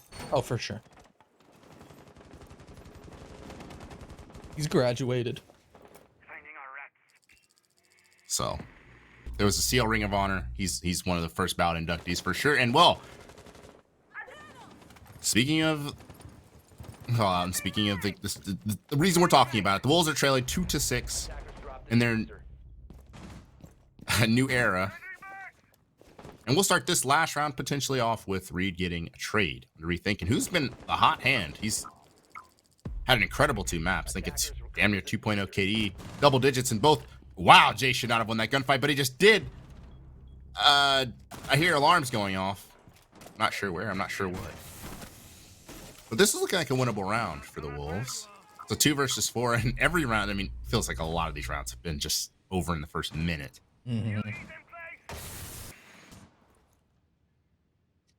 Yeah, very well could be. Sure, Jay doesn't have a whole lot of HP, but the main thing is that he only has 1 toxic babe left. With Valor and CZ, they've been hitting some shots so far, but thankfully Mohes, Freak, Barring, Jay, they do have twice as many people on the board for the Wolves, and CZ not on a whole lot of HP does make things a little bit more difficult as the time just continues to keep on dwindling down. That player, the Oryx of Freak, inside of Courtyard, could cut CZ as soon as he jumps in this window, aggressively peeking and kind of just jiggling over towards the long angle. But as the drone spots him out, they're going to ping out the shield and be like, yes, there is a player over on it. Hyper fixated is CZ, trying to pre-fire this player out, but instead, it's just going to be a double crossfire. Both players falling in unison on opposite sides. The Wolves, they finally get one on their defensive side. Just gotta get 3 more. And maybe 2 more in overtime. And we're going to map 3. Right? I want some straight, like, copium mix. If there was a mega mix for copium, You're on it. I'm on the hopium, the copium, the Tropium. all that. Yeah. But deep down, I want my percentage to go up. I'm at like 90. Yeah, like I'm crazy right now. So you know what? I'm a Wolves hater now. Let's get it over with. Let's get my prediction points up. My channel points up. On this hookah defense, which is a notoriously difficult site to hold. It's been like this. What year is it? It's been like this since the last decade. It's hard. That window, that giant window in the middle of the site, it's still there. It is. It never left. Maybe you can't go on the tarps no more. But it's as exposed as ever, C-Daps. So the Wolves are going to have to work some heroics. They're going to have to dig deep. Gotta dig deep. Hey, look, Mohes is looking for drones. He found one. He found one this time. But unfortunately for them, where they're setting up this wide horizontal extension as well as people down low, it was kind of read into properly by Aerial Arise because they knew after they droned that there was nobody on the bomb site and they just hit hookah, flooded through, held cuts, and murdered everybody. And they seem to be willing to do the exact same thing on another hookah direct. I see 2 different, I talked about it before. The big window, the hookah rappel. I think they're just waiting to pop windows at this point. Maybe waiting for the aqua door to get opened. Really get people moving. Mohes is downstairs now with the C4, so that's a significant change. That C4 from Jay nearly finds Og. And since Mohes is still holding this position, traditionally you'd like to buck this person out, but Jay just walks in front of the big window instead. And now Mohes is going to have to land the C4. I say that, and Og actually died at Freak. I don't know what angle that was or what happened, but he will get that kill. Reed downstairs as well. That makes 2 defenders downstairs. That's a critical kill onto that big window player, though, and Freak tagged up significantly. Yeah, everyone from the Wolves are going to have to rotate back. All of them coming from Cool Vibes. Let's see. Rethink it just gets obliterated off that shield. And this is man advantage Wolves. They're hanging on. But Valor and CZ, they're coming from two different directions. So maybe that could present an opportunity for Valor. Maybe. He's considering whether he wants to peek in or not. Reed's actually flanking from luggage, but it's air jabbed. So right now we have pretty much a 2 versus 2. Valor just look at the single haul. He'll get 1 kill. He might be able to find this base player as well. Peering over, thinking, man, that is just a game of inches right there. Freak just somehow barely out of the sight. And CZ going for the longest rotation ever, honestly. He goes all the way to Aqua. Try to take the same route that Valor took. He's going to push in here. No flashes, no drones.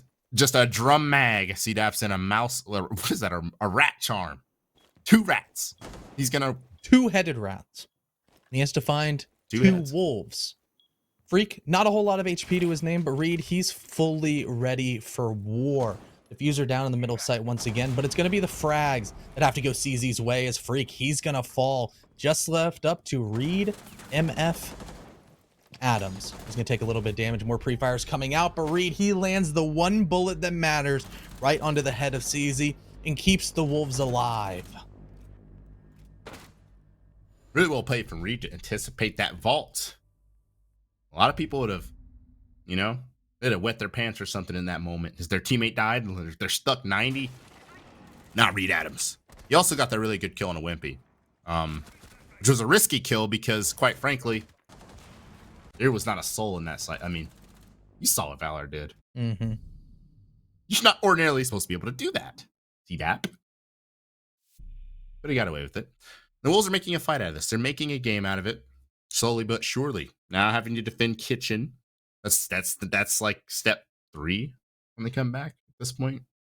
There's like 7 steps, but they're halfway there. Yep. Defenders, protect your bombs from being defused by attackers. And for Aerial Arise, they have been keeping these rounds close. That round incredibly winnable for CZ, but he unfortunately just narrowly missed. Didn't expect Reed to aggress at the time that he did. Those long angles. Fire rate just worked out in the favor of the Roni as opposed to the V308. Back downstairs in the kitchen. This was a little bit of an interesting bomb site for the Wolves. Kind of middling. 10 seconds to Kind of just existing. It has to be pretty dang good, once again, to stop Aerial Arise. Attackers are moving. I feel like existing is very generous because if this is the site I'm thinking it was one where CZ's just walking through bathroom. There's a lot of walk around for Aerial Arise. Mm-hmm. The defense was comparable to a plastic bag with holes in it, full of water. Trying to stop it. Yeah. Now, to be fair, a lot of that was the conundrum that happened in offices that didn't go the way the Wolves favored. They're still trying to do it. Freak. No, that's over there. They're brothers. Blood brothers. C4 pre-places well perfectly for this clear that's going to come through Aqua. So there's a good chance. This round starts off with an opening kill in favor of the Wolves. This is just good default cam work right here. They pop it, but does the C4 go off? Looked like Jay got off the camera at that moment. That's pretty unfortunate. I don't know what just happened there, but Valor lives. More importantly, that could have been the kill the Wolves desperately needed. Now Freak's kind of pinned in this corner, and Mohesta's stuck here with them. They're brothers till the end. Og will go down. And now it's just Mohesta up here. He has to run away, but he's getting surrounded. I was about to say that had to be a kill, right? I was like, no way that wasn't a headshot, but it was. It was a trade. But at the end of the day, though, still, the Wolves are trailing. Yeah, the one thing is that the vertical angles can be used both ways. Jay, he's mastered that craft. And I don't believe that Valor got any of his air jabs down, which opens up the potential for flanks, just like the one that Reed is going for. There is a drone, and he hears the wheels churning, decides that it's not the best idea, which sure, could break the stalemate, but the time, it is on the Wolves' side, essentially a 4v3 in this scenario. Rethinking in the rest of the crew, rethinking another hot hand. Back-to-back maps. is going to try to start peppering over towards the bomb site. A yellow ping towards the player in security. They know that the main lobby has a bunch of wolves inside it.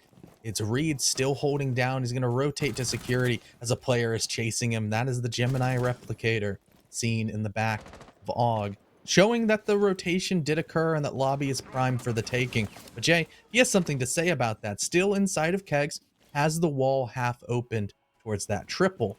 Reed also has made his way back into the bomb site and trying to bolster up the anchor game with the rest of his team. Og holding rotations up above. As soon as this site push comes through, it's going to be difficult. You can see just the impact of losing Wimpy early on. They aren't actually able to buck out all the spots. So Jay's going to be able to sit Kegs.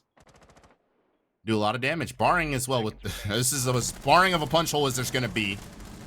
Gets that kill. But rethinking. And Og trying to push through the service. For a minute there, I was thinking maybe there was a chance. But no, they get taken out. And you can just see that. Jay, actually, I'm going to give MVP. Guy killed the buck. He held his position till the very end. And there is more and more realistic chance the Wolves can actually come back in this game. Only one more round required. But it's going to have to be on blue bar. Which, I don't know. How do you feel? What do you think? That was the beginning of the comeback. Was blue bar. Right after a timeout. That is true. They took that timeout, and it did. And it led to a good old victory for the side of the Wolves. They've been getting momentum ever since. Rounds have been close. Mainly that hookah one strikes into my head. And for Arial Rise, they might just be regretting those subtle missed shots onto Reed. But if they can close it out right here, it's no worries. If not, they're going to have to find themselves playing attack on a double defender-sided coastline. 4-2 favor for both teams. Really interesting shotgun holes here. Pretty peculiar rotation spot, right? I feel like it's like right in front of the window. Or at least visible to it somewhat. We have a pulse as well from Reed. A lot of info. Even the athleticism on Oryx. All the stops are being pulled out.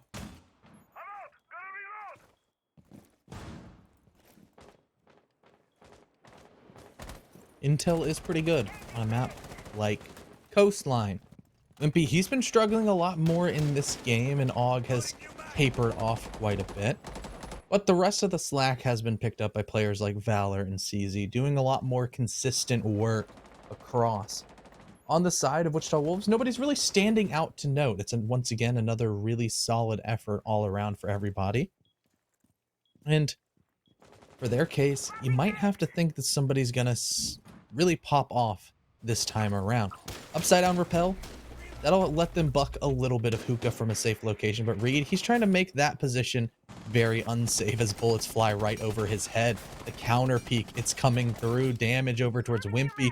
But Reed, he almost dies and feels that he's a lot better if he's left alive and can really facilitate the rotations for his team with supplemented intel from the cardiac sensor.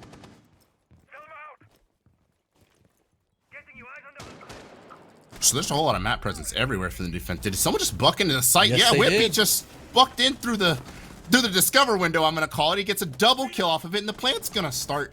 And that might be what puts Arial Rise in position to go to the playoffs. But Freak has something to say about it. The plant does go down, but this is an incredibly difficult retake to hold against, especially considering the position's very ambitious from the attack. A team kill. And we're going to overtime, and the sides will not change. It's going to be Arial Rise staying on attack. That was probably,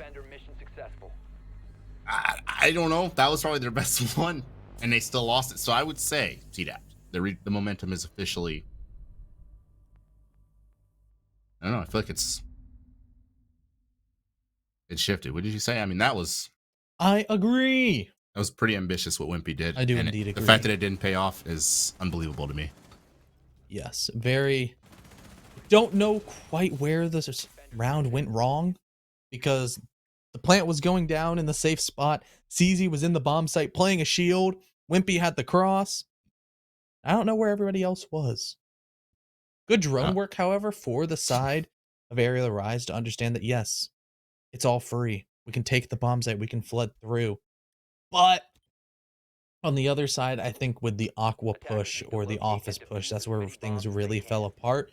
And with as much rotation prowess as we were saying, all these long angles opened up by the shotguns in the earlier round of the Wolves, retakeability was definitely pretty high for that bomb site.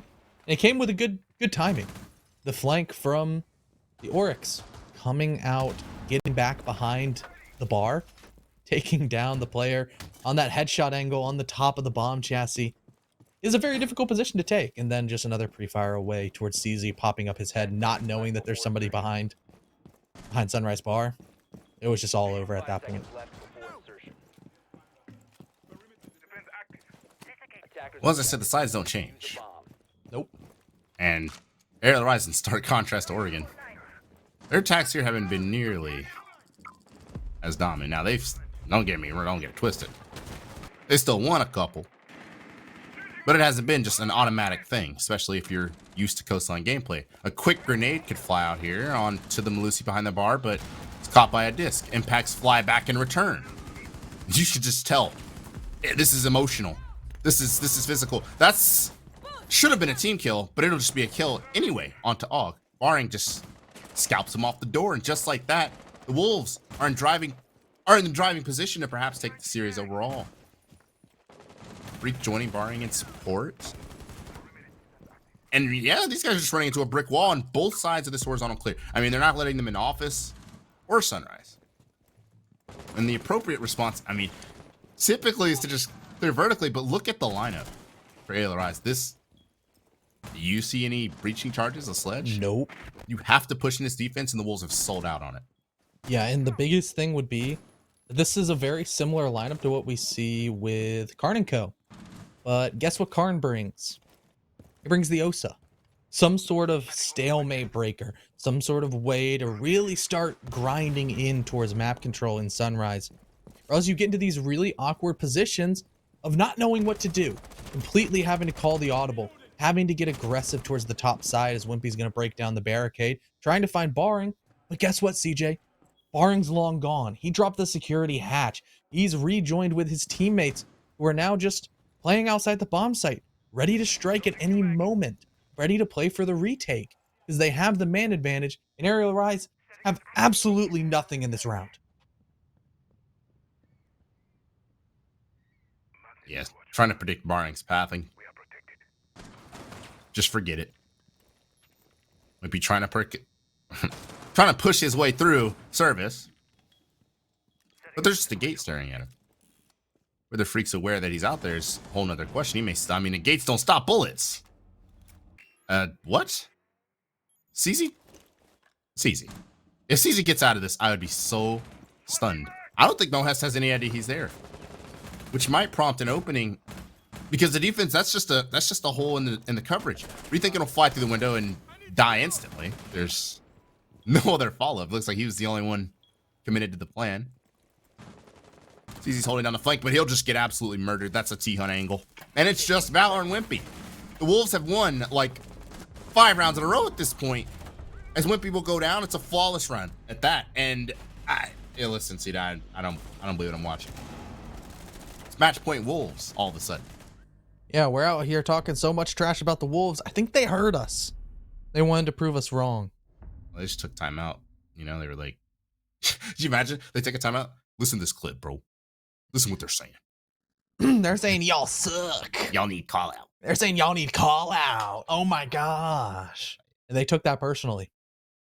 They really did. But in reality, it's just toning down the aggression in the early bit and understanding where Aerial Rise is trying to come in through and making it a kill box. There's too much stimuli for the Aerial Rise attackers to deal with. There's footholds, there's head holes, there's crossfires, there's all this stuff. And Aerial Rise on a map that is very map control dependent and allows momentum are struggling to get anything going in the first place. They're losing bodies for it as well. Part of it is the operator choices. I mean, they made it very apparent what they were going for. And the Wolves, who are already known for selling out historically. Oh, they did it again. Completely locking down all the entrances on the bottom floor, and then maybe you don't really have any options. There's not 50 cal snipers in this game. And Cali's sort of like that, but you know what I'm saying. You can't just shoot the floor and blow half of it up. You need breaching operators. That was just soft breaching operators, that is, and that just was not a thing for Aerial Rise. But they are on defense, and that's where they, for the most part, got there decisively. They were peeking outside. They were just making the Wolves look silly, and that's why we lost some faith in them for a little bit there. So they're gonna have to replicate that energy if they want to end this in 2 maps instead of going all the way to map 3, which would be Villa. And I don't know, Villa historically for the Wolves been alright. Yeah, it's not been too bad. Not too shabby at all. The series could get away from Aerial Rise just like that off this comeback, but that's hypotheticals. We're in the moment right now. Anything can happen. Nogs running around, trying to hold down security. Wimpy above as well. And the Rotero drones coming through over onto Cool Vibes. Potentially taking a barbed wire or a banshee or anything like that. Or just running straight up inside a hookah. Wimpy, if that wasn't onto Hardwall, would have landed a beautiful headshot through multiple surfaces. And is now waiting for the buck to just walk on by, and that's when Wimpy's going to strike. Down goes Jay. Down goes the player that started popping off on the defensive side. As Freak's going to get jump scared. It's the soft breach once again right next to Wimpy. In the meantime, Og, he fell at the hands of Reed down below. But Wimpy, he's the man at large once again, slowing down this horizontal push. They don't know where he is until he peeks out. Mohes will finish him off. But you lost your sledge and you lost your buck. There's not really any soft breach potential besides the singular breaching round that Barring is going for. ZZ still over towards Vase, wary of a window. Valor watching down below. The potential for the push to switch over and change direction towards an Aqua side is very high. Most likely that's where the rotation is going to come out. If the drone intel kind of indicates that there's a lot of players on the side of Hookah and Cool Vibes. Attackers have located a bomb. A lot of options for the Wolves in terms of where they can strike. A lot of different directions. Or do they just try to force it as one? I guess Moes will just walk right up and flash CZ, looking for 2, but runs out of bullets. It's just Valor, though, who is also conveniently on a Roni, getting flashed, getting forced down the stairs. It's looking like we are going to map number 3 against all odds and ends, unless Valor can hit the nastiest clutch of the year, of the season thus far, and he won't. The Wolves will chew off their own legs to survive, and we'll go to map number 3. I'm just as surprised to be saying those words as you are. The Wolves with an insane comeback, a great story, a beautifully timed timeout from the Smitasus. Quite tactical indeed. The adjustments on the defensive side for the Wolves to really kind of peel back the aggression just a little bit and to not give free picks into the side of Aerial Rise, not get caught out in too advanced a position so they could be easily pinched. Were textbook. They were amazing. They were great. And even on their attacks, understanding that, sure, things can go a little bit crazy and you can have a buck open a wall right next to Wimpy and die. And then a sledge hammer a wall right next to Wimpy and die. Still, with the rest of the team picking up a kill here and there and everywhere, the amount of map control that they were able to take over towards VIP, as well as Mohes making a great play on the double flash through Hookah and just going straight for the throat, was well timed, and that led to their victory. And Mohes made a championship play right there. Yes. A championship play. That's the type of play that they need out of him. I mean, going back to map 1, I think he had like 1 kill or something, 1 or 2. He was kind of invisible in map 1. Okay. Yeah. Map 2, MVP, leads the comeback, charges into battle with his sword on his chariot. You know what else could be considered a chariot, T-Dabs?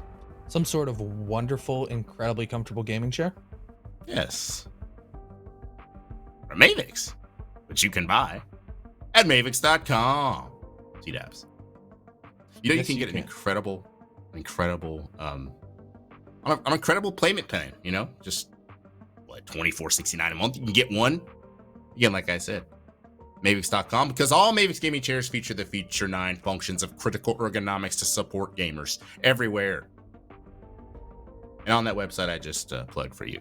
Like I said, use code NSG55, and you can save just that, $55. Not 55%, $55. Not 55 cents. $55. Yeah, we're just clarifying that for you. Do all that. Mavix.com, NerdStreet Gamers, exclusive chair partner of us. And yes, you better sit in your chair and get ready for this one. Buckle in, because yes, we're going to Map 3. I'm gonna be honest, I don't believe it, but we are. Let's go to Villa after this break. Have to get aggressive. Breeze looking for it, and Hill got it. Have to push for the kill. Have to kill the Legacy. Transfers on 1 on 3. What a passion! It's high noon. There's the 1v2. It's 5-1 for Sir.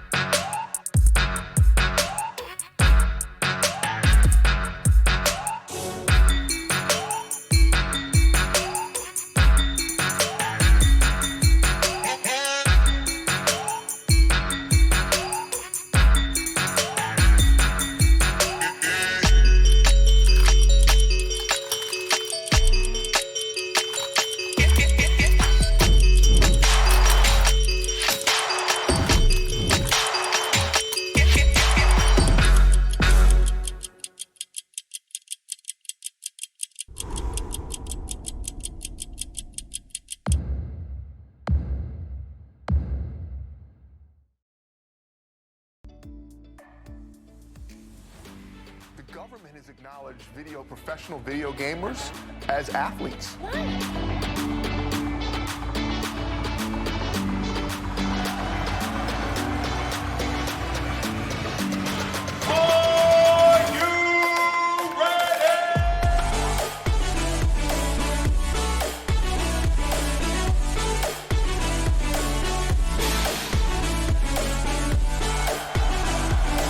The crowd, everyone's cheering the team on, you make friends, these are people you talk to, you play with online. It's all about community, it's being part of something that you're incredibly passionate about.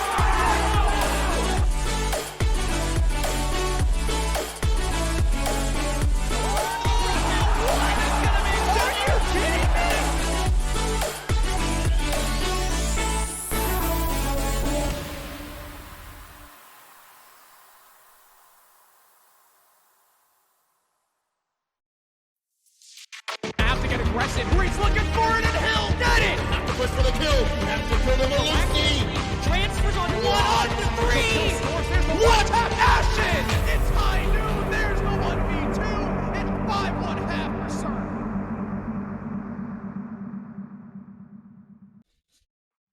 Welcome back, everybody. I thought we were going to have a quick game for just a second, but no, the Wolves refused to die.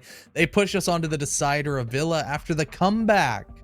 6-2 deficit on Ariel Arise's own map choice of Coastline.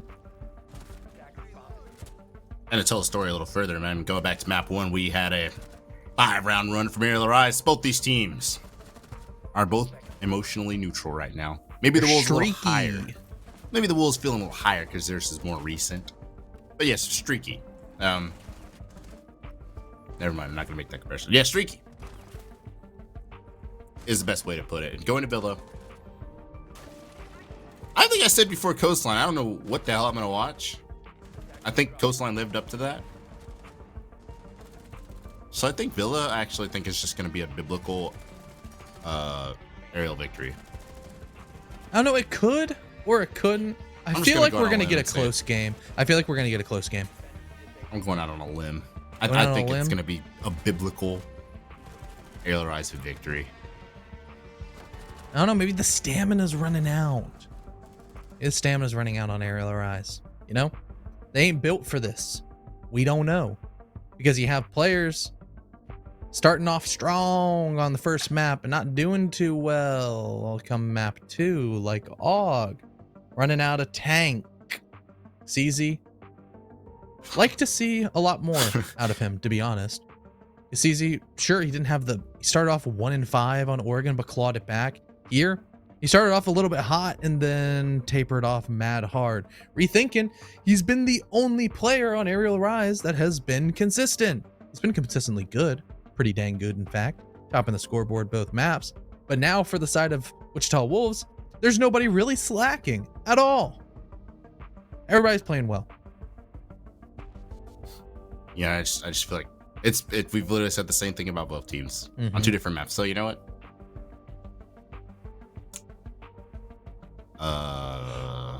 Yeah, I don't know. That's funny. That's kind of funny. I mean, when was the last time you saw best of 3 was this polarizing in both directions? I don't know. When you could apply the same story to both maps for both teams. It's a literal coin flip of like, oh yes, anything you can do, I can do better. Then it's like, you want to throw a map? I'll throw a map.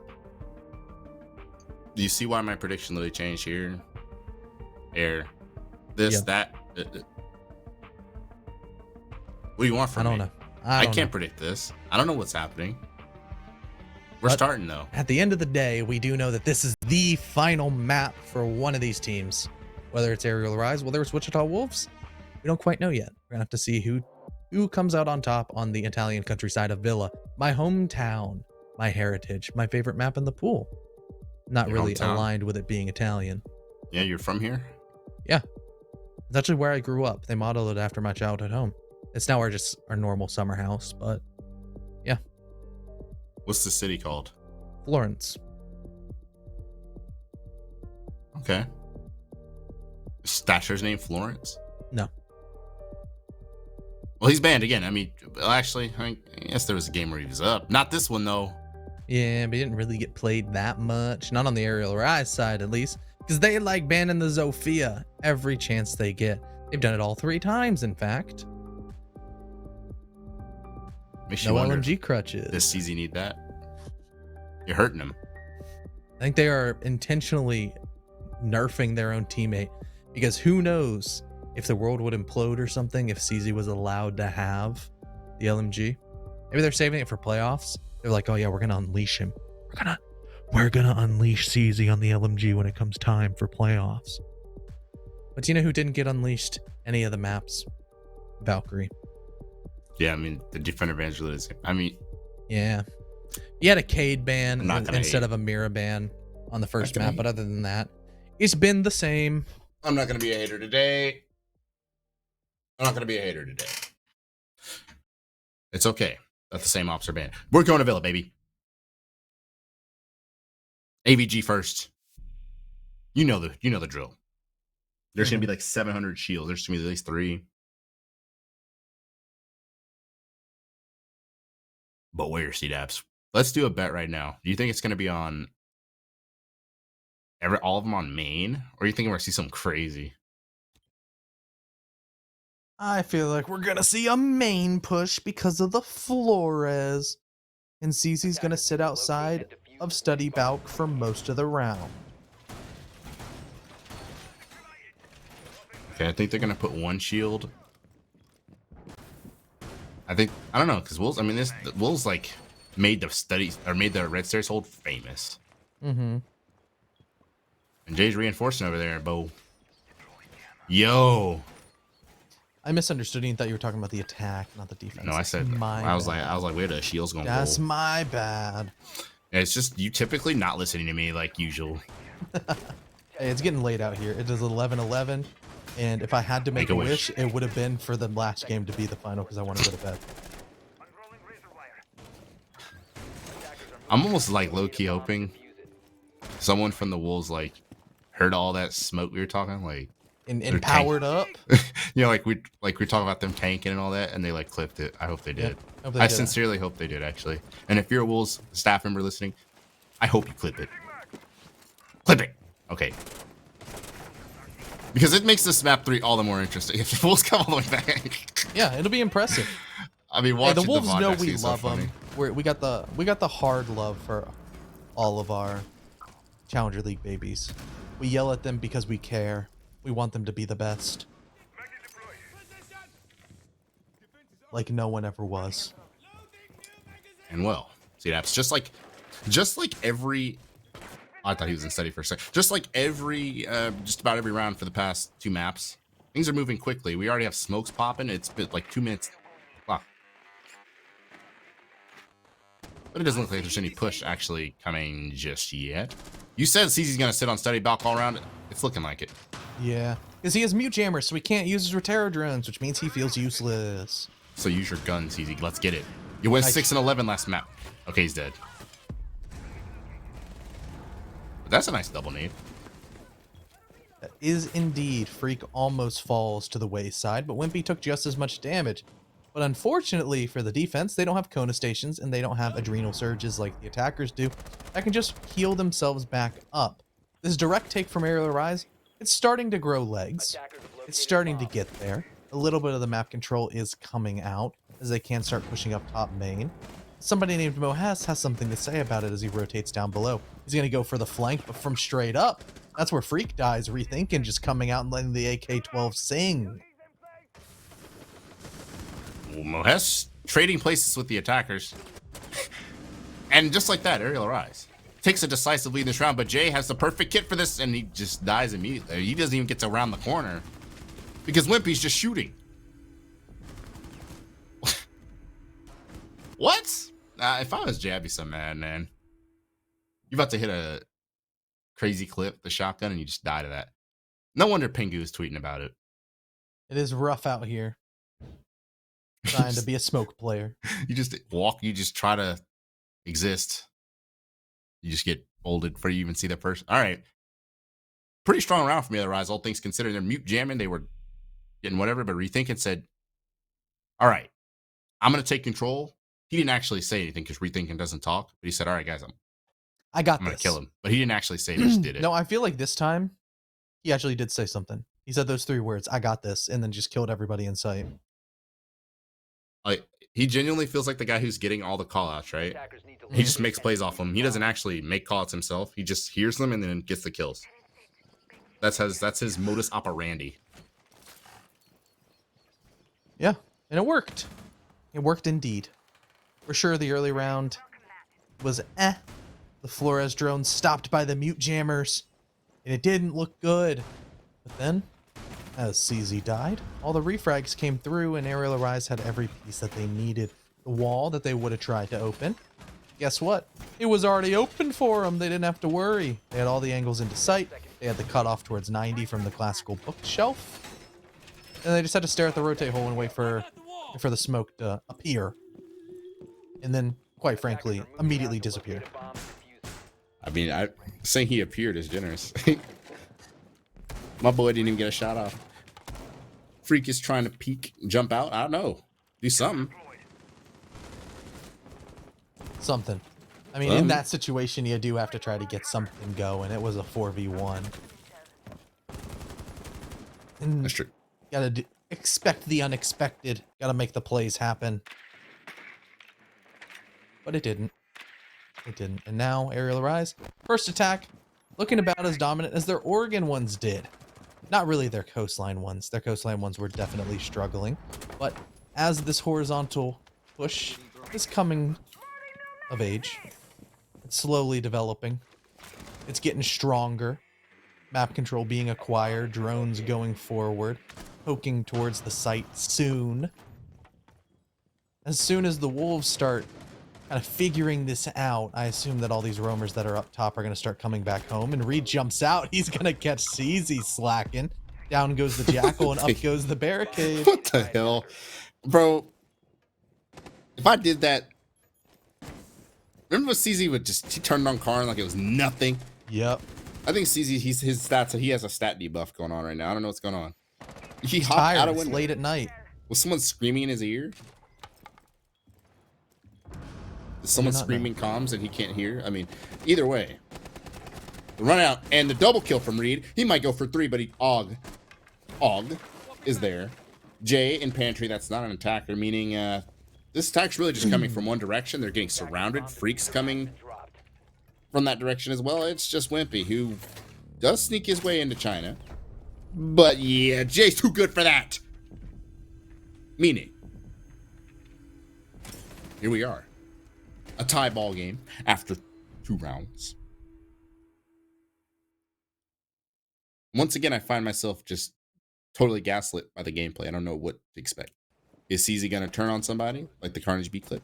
Or is he just going to get run out on like that? Is the ump really the worst gun in the game? No. The ump is criminally underrated. Honestly, what do we think the worst gun on defense is? Like the FMG? What? I'm kind of like, I'm grasping. You know what I mean? FMG. Protect your bombs. Because it is a bit of a pea shooter, but I mean, with the 1.5, yeah, it's good. I'm trying to think of what would be the worst defensive gun. The worst gun is actually... I don't think it's the UMP. The UMP has no recoil, and it just like feels good, you know what I mean? Because even like some Mimi shotgun, you know, I would say the Super 90. I mean, I wasn't counting shotguns, I was counting like actual weapons.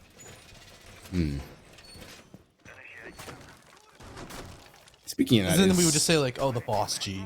You know what I mean? Like, that'd be easy. 10 seconds to go. And like it's like a different classification kind of thing. I don't know. Seconds remaining. Attackers are moving out to locate a bomb and You know what I mean? It's hard. Yeah, they're all like, they all have their quirks. Mm-hmm. Like, Barring literally has the FMG right now. Yeah. I mean, but you can still dome people as a 1.5. Yeah, that's what I'm saying. If it didn't have a 1.5, I think it'd be easy. But then the same thing can be said about the UMP, like on Castle. It kind of hits because of the 1.5. I guess maybe it would be the UMP. Yeah, I think we're over. I think I might be overthinking it. overthinking, reverse pseudo gaslighting myself. It's got to be the only play. Because everything else actually works as intended. Okay, so gun discussion aside, because you know what, CDAPS? Let's keep talking about guns actually, because he's playing that position with an FMG instead of a shotgun. Og's going to take a lot of damage from that. There's fall damage in this game, Og. This isn't Valorant. Okay, so he takes a lot of damage. That's like 20 damage. And we're talking the small ticks of damage the FMG9 does. That could be huge, CDAPS. That could literally decide the round. Just kidding. I'm exaggerating. For comedic relief. It could. Or, you know, they could just burn them out. Barring's in a pickle, though. I don't envy that position at all. What's interesting is Jay's rotation. If they really kind of figure out where the burn is coming through and the potential nade, a Nitro Cell could fly through from down under straight through the window and catch an easy kill onto an aerial arise hacker. But instead it seems like Barring wants to get aggressive. He's right on the cusp. Seems like he's fighting every instinct in his body to swing. Maybe those instincts were correct. What? He downs Wimpy. Wimpy sure able to res himself. But he's not on a whole lot of HP anymore. And the more and more time that's ticking away and is being eaten alive by this utility, the better. Sure, now, after 2 minutes, yeah, Barring. They used a lot of utility and a lot of time, so what really was accomplished by that? More nades coming out, Freak taking damage, but he's still alive inside a bathroom with 50 seconds left, CJ. And there's a Nitro down below, just waiting. attackers have dropped the bomb diffuser. Well, you preyed on his downfall because he died immediately after you said that. And Reed, sensing the urgency of the situation, they've now lost control of bathroom. You've got Attackers have a located player below now as well. CZ could have an op. 2 players below, including the mute question marks in the chat. Reed, it's the only one left. He was an Astro. He's trying to aggressive on that player and repel, and he's not even there anymore, Reed. You're getting surrounded from a million different places. And once again, I find myself struggling how to read these two teams because, for all intents and purposes, nothing was happening for a good 2 minutes. Yeah, they were trying their best, and a lot of the times when teams are able to clear out that area, it's in like what, 45 seconds, maybe like 30 seconds after they get onto the balcony. But for Ariel, it took a lot. It took a lot indeed. And you could say that barring extension, it was successful. But everything after that, an utter failure from the Wolves. Wimpy just let the LMG sing for a triple kill. I mean, let's talk about how Freak died. I mean, how did he die? I don't know. He He had a probably shield was stealing all peeking. those discs. He was on 25 HP, to be fair.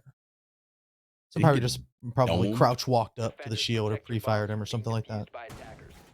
That would I be just my thought- hypothesis. I just thought he was invulnerable there, personally. He had all those discs. He threw every disc. He's entrenched. His shield's up. Barring was there up until the very end. That's just weird. The Wolves lost that. And that's what I'm saying. I don't know. At this point, I don't know how to gauge it. And it's rare that this happens to me, Daps. Normally, my analytical prowess, 10 seconds left. you know, before I insertion. 5 seconds to insert. I My can figure brain it out. can't make sense. I can usually piece it together, you know what I mean? Attackers must locate and defuse. I It feels can like both of understand. these teams, like it feels like we're watching two teams, like the good Ariel, the bad Ariel, the good Wichita and the bad Wichita. It's just whoever wins is the team that has the bad team show up less and spawn into the rounds. There's almost no consistency, especially with gunplay. Like you're seeing players hit absolutely disgusting shots and then whiff entire mags, and then yeah, all of a sudden Aerial Rise can't hit the broadside of a barn, and then Wimpy can run through and surgically remove the heads of 3 defenders holding pixel angles on shields. You see, our problem is we are trying too hard. We're sweating with our analysis, C-Dubs. I think we should just call it how we see it. You know what I mean? We should just excel in the pandemonium. You know what I mean? Mm-hmm. Because it's just that. It's pandemonium. There's no reason for us to try to be like, We're trying to draw lines where there are no lines to be drawn. the articulation of the particle acceleration of the defense. Dude, it's not that deep. You know? Yep. See, I'm about to get crazy. Because So is barring. it just hit me. It doesn't make sense no more. Wimpy's quick peeking. Who is that on 90 bar? A freak? Barring? Freak. Barring's down below. What is this attack? Okay, who's downstairs repelling on the east? Hey, all you C-Dubs. You try to digest what we're looking at. Rethinking is trying to bait out the run out. And that's exactly what he did. Big brain. That's why I love rethinking. Freak, he's going to be able to knock down Wimpy in the meantime as Barring's going to go for another jump out. Is it red? No, it's not. He has so much time to line up the shot, but the immediate refrag comes out of CZ. Fortunate timing to also be rotating to the 90 window. Most likely he was there to kind of retake Rethinking's position. As you know, the X-Kairos could be needed elsewhere, probably on the late rotate over to study, but that's no longer in the cards. As with 50 seconds left on the clock, Jay's going to start sending out those Shumikas. He's going to start burning away the possible entry points and plant spots of the Aerial Rise attackers who are knocking on the door of the bomb Drop site. the bomb diffuser. And August still below right now, trying to find Mohes as Sledge. Maybe he's going to throw a grenade up. Maybe he's even going to throw his hammer up. He's going to do more damage to himself, though. Now, the enemy in Mohes, considering I don't think anyone's coming from study or pressuring from there, he should have won a hell of a time on these 2 attackers trying to push this doorway. I don't think a plant's really possible. That last smoke's going to make this very much impossible. They're going to have to just walk down 90. Og walks into an LMG. It's D-Day. A triple kill for Jay. And yes, you had trouble tracking that round? Me too. At the end of the day, the Wolves hold firm, and that's just really good smoke play out of Mohes, actually. He just perfectly. He's not just throwing smokes at. It was good Shumika play from Good the denial. old Chanka as well. Yeah, when the clock was at 50 seconds, you know, the smoke can burn about like 30 to 35-ish, and then the Shumikas can do the same thing. There wasn't any time to go for the skull plant. And yes, Barring just got to line up the easiest shot of his career. I mean, that is a LMG moment if I've ever seen one. It is. Except usually we say that on the attack. That's hilarious too. I'm not gonna gloss over that. Why are LMGs so good on attack and then Tachanka's is just Defenders, protect your bombs from being defused. so by mid in attackers. comparison? Why can't it be like a G8? Yeah, give Chanka the G8. I mean, is it a problem? Or at least make like his LMG similar to Finka's. Yeah? Yeah. I mean, he's chunky as hell. Why not? Yeah, just give him insanely high. I see no problems with that at all. Right? No problems. I don't. Giving him an angled grip LMG. Well, Finka's doesn't have an LMG. Maybe not like the G8, but like Yeah. the 6P, I was thinking the G8.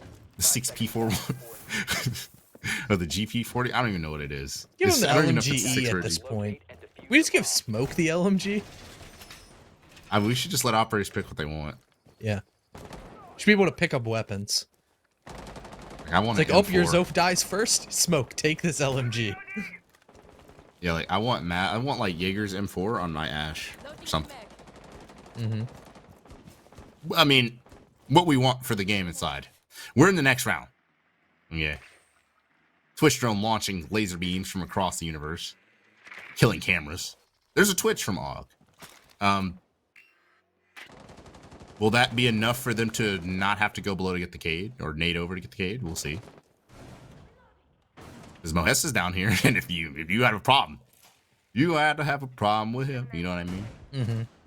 Because he's guarding his claw like a mother hen. He even has a claw for his own defense down here.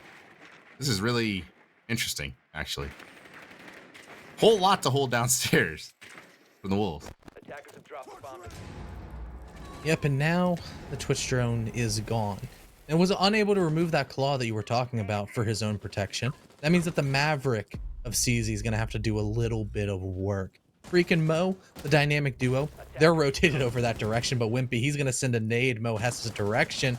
It's all left up to Freak on the downstairs. A pre-fire goes and lands right onto the head of the CZ Maverick. Now, refrag was strong and is good. Once again, slowing down Ariel Arise's progress.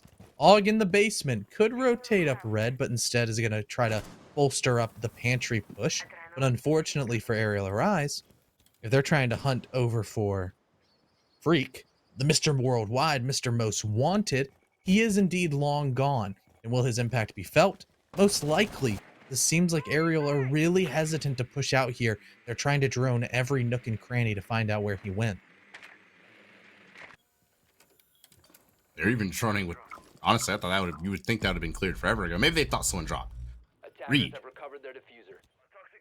Staring intently at an overt 90-degree angle downwards for someone to come up red, because quite frankly, the only real attack has come downstairs. We're 2 minutes into the round.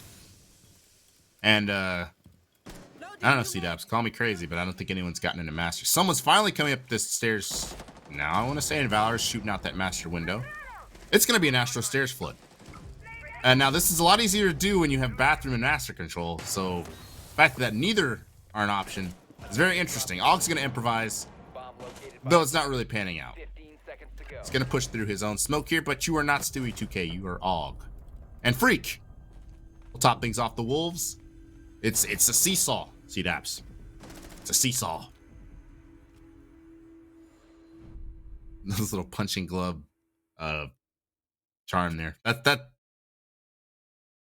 personifies it perfectly. It's Yep, like he's two throwing boxers right now. hands.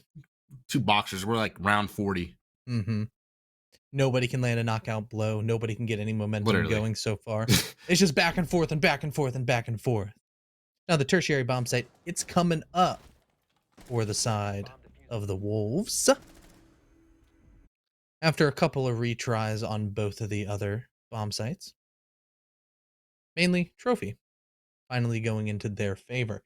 This time, pretty much every single time we've seen Ariel Rise, they're bringing a different attack out. First, they found success in the main stairs Attackers clear need to locate and defuse of bomb. AVG. Then they decided to push from study. Then they did a direct take once again on Trophy Statue.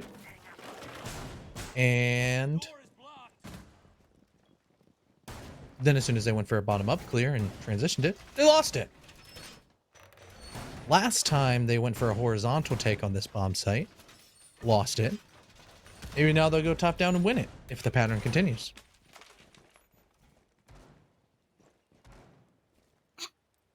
10 seconds to go. Amaru. Remember what I said about that before? Yeah. 5 seconds to My opinion hasn't changed. attackers objective. And these attacks from Ariel now, I'm just doing the critical thinking here. You know what I mean? I'm just doing the melon brain thinking here for you, okay? Ariel is taking a lot of these rounds down to the wire under a minute, taking 2-3 minutes to do anything. Struggling to get a lot of map control sometimes. And after the last round, which is probably the pinnacle of it, or I guess the lowest point of it, I don't know what the opposite of pinnacle is. Og's gonna run Amaru, which to me only indicates he's trying to force something. He's trying to force something. You know what I mean? This is like Mahomes trying to throw an 80-yard bomb because he's frustrated. Bomb located by attackers. Ooh, Reed. With the cardiac sensor knows that there's already people up pantry.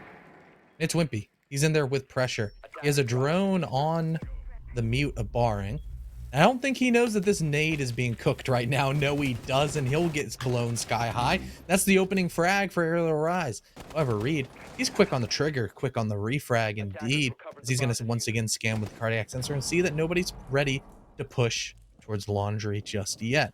Og, even though the Amaru, a lot more fun to go in upstairs immediately. It's just crouch walking around in the basement, picking it for the gun, picking it for the G8, picking it for that wonderful LMG that can allow him to get aggressive and never ever have to reload. As now Mohes takes down CZ. And he'll get a second onto Rethink, and all these vertical angles from the Wolves, they cause so much damage onto Aerial Arise as it's just Og left alone in a 1v4. And through the wall is a nitro cell that blows him to the floor. A really well executed defense by the Wolves. The initial pressure was there. The nade, the opener, it was good from Wimpy. That's about all the praise that we can give towards the rest of the attack. They didn't drone up above to see that there was, yes, a floor hole staring at their only entry point. I mean, and the fact that there was only one entry point because, which has been a recurring issue, they just struggle to get map control severely. Now, hey, you think Amaru through the basement is an effective way of gaining map control? No. No. That's why whenever you see an Amaru, just assume the other team's losing their mind. Or the team that's riding the Amaru. Yeah, that's what I meant. But thankfully for Aerial Rise, they no longer have to, they have completely lost whatever momentum they had in Oregon, and that energy has completely dissipated.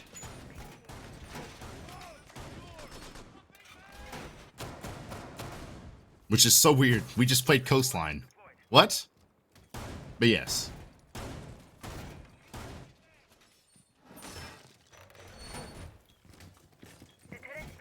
The defensive side. This map seems to be a little bit stronger. Once again, it's just still weird to me that Aerial Arise found success on a certain attack, and then a very, very similar strat was brought by the Wolves, and they decided to do a different take than what worked before. Attackers are moving out to locate a They're bomb just and defuse maybe a little bit too far ahead of themselves and trying to overthink things, while the Wolves are playing a lot more of a simple game, which seems to be suiting them, at least on their defensive side, a lot better.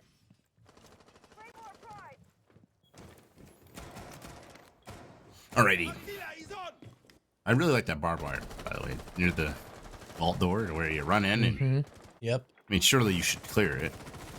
But it also, it doesn't necessarily stop the planner from running, and it just stops him from running close around the door. And if the job was to stop the planner from running it, it's failed epically. But this is going to be a master clear from the Wolves, who are the hot hand on attack currently in this just mood swing of a game that we're watching. Rethinking rotating the shield because it's very apparent. They're not going to try to force the rep steady stairs. There may be some vertical play below, but the main emphasis, the main bread and butter, the meat of this sandwich, it's going to be a landing push. Yep. Good old horizontal, starting from master, ending on the vault door most likely, unless there's some improvisation, some push towards 90, pushing in on the vault, which could potentially work out. But Wimpy, he drops off barring. Down goes your Ash, the hero of map 1. Man, he was keeping you in it. He falls to 1 and 7. No Kona stations or any healing factor for the defense, so Wimpy will not be on a whole lot of HP for the rest of the round. Make that 0 as Mohes blasts him sky high from down below. Finding control, it's in the favor of the attack, but what are they going to be able to do with it? Maybe not a whole lot, but as Freak starts his breaching process, sending X-Kairos pellets. Yeah, Wimpy is confused. Wimpy doesn't understand that he just got blown up from above. It was a very well-cooked nade. But with all the pressure mounting from all different directions, this rotation from Study might net Freak a free kill. If Og is still aggressively sitting in the middle of Study, he could be cut down, but instead he's rotated over on the hatch, really worried about the inevitable run-in to the vault door. These two are just cat and mouse with each other. And really, if Freak doesn't get this pick, I mean, even CZ's there in trade anyway. Even if Freak somehow kills Og here, there should be a trade. What? How? How did Freak just do that? Freak just won a 2v1 triple kill from Freak as he's just single-handedly taking control of this round, and Reed will top it off. Freak, you are Jesus Christ incarnate. How in the world did he just win a crossfire fight like that? I don't quite know. I think Og was more focused on the Study door, as opposed to, you know, the door right next to him that led to his untimely demise. He killed And now the Wolves, it's easy. they're up 5-2, CJ. I don't know. However, you might be thinking, oh, look, guys, Wichita Wolves are about to win this. This was a very similar scoreline to what we saw on Coastline before the comeback was mounted.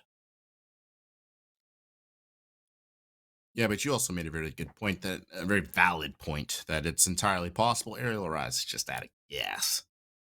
They're out of gas, and I think that they're overthinking things. You said they're out And of I think tank. the Wolves, they ain't got no gas in the tank. Need to locate and defuse as many bombs as they I like out of tank more. Yeah. My bad. What? That's on me. I said I liked it more. Mm-hmm. When you It wasn't sarcasm. actually like, It's getting too late for me to understand sarcasm. if you mess up something, I mean, I'm the type of person I like a mess up. You know. Mm-hmm. What's it called? I don't know what they're called. And you purposefully say a saying wrong. I don't remember what the scientific term is. Like when you say rocket surgery. Yeah. Oh, what were those called? Because I introduced you to them and you really liked them. I just don't know what they're called. But that's technically what you did, actually. You're just like Yeah. little tank. But here we are. Yeah. Here we are. See, I mean, An accidental What the hell? one. Wimpy gets absolutely destroyed. Sure, barring he's not having a good game, but he's never going to be down bad that level to fall victim to the Drip Bulin spawn peak. Never. You forget who was on FPL Queens with him. That's barring he sees it every day of the week. Goodbye, Wimpy. you know what's really sad about that is we're talking about airlines out of gas. When your K does something crazy like that, he's trying to spark something. CZ will take his hand at it and he'll find Freak, who was just ridiculous last round. I still can't get over that one, to be honest with you. He just shouldn't be able to do that, okay? It's not supposed to happen. Now, Flornade's not well cooked this time. It's hard to make it's hard to make the perfect eggs twice. That grenade's gonna force the smoke off though. And maybe Jay will push off of it, maybe not. Thinking maybe it's wiser to not push, considering, hey, we still got a minute 40. We do. If you haven't been following the past two maps, things happen very quickly between these two. They explode at a moment's notice. With the man advantage, the Wolves are trying to press the issue and trying to start knocking on that bomb site. This is a very eerily similar position to what we saw. A crossfire The attacker's bomb diffuser has been dropped. over towards study, Attackers recovered the bomb diffuser. a Jaeger inside it, and somebody rotating to the door. Last time, it was Freak in this position, able to take out both players. This time, he was the first victim, so there's no hard breach to go forward. For the side, Jay, he still doesn't care. He'll just walk in and take down Rethinking. So many Shumikas being launched over to this door that you might think it's a bit premature. Mohes biting his tongue, wanting to push up the 90 hallway. But all got something to say about that. Sends a whole lot of damage his way and doesn't have very many bullets left in him as SMG-11 as the shotgun comes out and knocks down Jay. But the refrag from Barring, who hunted that man down, now puts the Wolves onto match point. Well, it seemed the Wolves just needed to warm up. They just needed to turn the engine on, let it run for a little bit, let the oil heat up, drop the fries in there. Now they're looking like maybe rebuild mode is off the table. I mean, they're just kind of reading everything Aerial Rise is doing before it even happens. They're winning gunfights, they're winning crossfires they shouldn't be winning, and they're turning up. You literally See? said that. Barring said it. I've played with Yardy. It doesn't work. See?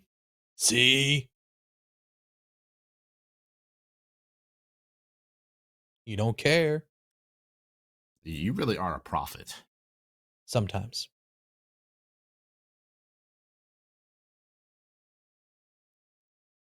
Free fired it. That's just ridiculous. I mean, there's multiple Yardy specials on this map. That's the funny thing. There's the one you saw, and then the one that's even funnier to me. The Loban one? Yeah, there's that one, and then there's the... You jump out of pantry. That window, which is to me is more ridiculous than the 91. Because 91 at least you can jump back in. You go back in bathroom and you But have the like pantry easy one, enough. no, the pantry one is ridiculous. Pantry one, it's just like, yep, I'm dead. 1-for-1 warrior I am. Well, I mean, sometimes you can get in through the little barrels to the basement. Yeah, but imagine like you don't have an impact. You're just screwed. Well, that's the thing. You do the Yardy special on like Pulse or, Yeah. you know, Yeah, Pulse with impacts. or no, Yeah? you just C4 it. I didn't know Pulse got No, impacts. you C4 it, you know, because usually it's like you do Yeah. it on the kitchen defense. So you're playing Pulse, you just do that instead of playing Pulse properly. Or excuse me, instead of playing Pulse traditionally. You said properly, and you're like, oh no. You just saw your life flash before your eyes in a Twitter controversy. No, because I'm team like do whatever, right? Because this game has been out for like 6 years. Sometimes you got to do something just ridiculous no one ever dreamed of to win a game. At Wichita, I mean, for all intents and purposes, wasn't Wichita the ones double jumping out of 90? If you recall, a couple rounds ago. Yep. Like, it happens. You got to do it. You got to do what you need to do to win, including whatever Aug's doing. Aug is an art. What? I guess they heard him. Barring. Barring knows every spawn peak trick in the book, apparently. Because Barring does that himself. That's his thing. That's his thing. That is his prerogative. Wimpy also aggressively peeking onto the skull door. Might get his head blown off. Or he might just get to exist and do absolutely nothing because the push is not coming from there. It's coming from down under. Yeah, the control from down below is strong from the Wichita Wolves as they have cams inside of sight. They can do things such as floor nades, because that's what they brought down there. Mohes and Jay both in. And they're going to start throwing those nades straight up. One already being cooked, and that'll be onto the back of the study desk. Yes, take out the shield. Good stuff. Facilitate the bathroom push if that's where they so desire. And do a lot of damage to Rethink, and honestly don't know how he survived because that one was right on him, maybe slightly undercooked so it bounced off the floorboards instead of exploding right as it went through. The flank from Valor, that will claim the life of Mohes as well as Barring on the refrag attempt. All of a sudden, the man advantage, it's no longer in the favor of Wichita Wolves. Valor has come alive, and Reed, he's starting to push into blue. Well, that's the first really explosive round since like the midpoint of Coastline where he was in security on that Roni as well. Couldn't have come at a better time, but once again, like Coastline, it's going to be a multi-stepped comeback for Aerial Rise. They've got to start here. They can't let any sort of leakage occur, but Reed steals that kill, doesn't die for it. And Valor, who was last seen below, is going to try to flank this push. It's going to be an easy kill for him. CZ as well. Just Freak, who, yeah, the magic from a couple rounds ago is not here in this one. And as I said on Coastline for the Wolves, it's going to take a lot of steps. Okay? But the steps are there. They are possible. They took one just now, but there are steps. I think they should just start by just not trying to those sleazy plays, you know, peeking out and doing that stuff ain't gonna work no more. The Wolves are warmed up, like I said, they're ready to go now. That's apparent. It's 6-3. It's match point, series point, elimination point. Send Aerial Arise home point and off to their new roster that they already announced on Twitter. They did, like Jolton and Arrow for the CL spot. So what the hell happens to this team? They're gone. Where's we thinking go? Back to retirement land. Attackers need to locate and defuse bombs. This is such a weird dynamic. We're literally in history right now. We are. Like the book is being written. SCS make history. like the textbook is literally being written right now. We're just living in it. Like what's gonna happen to these guys? I don't know. They will all go their different ways. All go on separate paths. What's gonna happen to the Wolves? Who are they gonna pick? Is Reed saying? You know what I mean? Like there's so many they have enough in the budget. They'll land some big prospect that somehow manages to not find their way into PL off of merits of gatekeeping. Lamoa. There's also the fact that, I mean, since they're gonna win here, they're not gonna get a good draft pick. You know, they're gonna go to the playoffs, so no draft pick, no high draft pick. Yeah, they'll get a mid player. I mean, you guys are failing the tank right now. That's a spawn. It's Aerial Arise that's tanking, but they already drafted their team. They made the free agent moves. They were going for veterans, not rookies. Wimpy just threw a C4 at. I saw Spawn Peak C4 before, but I don't know if this is the time. Look at Wimpy. He's just kind of moving right now. Did he hear the Claymore? Had to have heard that second bit. What? And barring just Wimpy right now, you would say he's a book, but he's not like a class. He's not classic literature. He's not anything hard to read. It's like a Junie B. Jones book, a first graders read. So no tricks from barring, as he's just gonna go line by line, chapter after chapter, and pass that AR test with flying colors without breaking a sweat. Wow, you just opened a memory I didn't know I had. Exactly. AR test. They didn't know Og was easiest in here. the world, except he doesn't read Og's position, as he'll get cut down. But the refrag from Jay, it stands strong. More pre-fires towards the main stairs. Gives CZ a little bit of a haircut. Yeah, a little bit. He just took an LMG round to the face. Right above his head. He has a helmet. So, with their season hanging by the ropes, Freak's actually going to come from the totally opposite direction. From Master, Mohes likely going to drone him. Valor's aware of it. Valor smells something. Bomb located by attackers. Something stinks, Valor exclaims. Rethinking's also concerned about that. I mean, they could literally come from anywhere. If you're in the perspective of the defense, the Wolves attackers could come from anywhere. They come up the stairs, and it's a double kill for CZ, question mark, wishing he had the extra 5 bullets, I suppose, and it's just Rethinking on 1 HP. And Freak, who is in the site. This could decide their seasons, their career trajectories on the line here.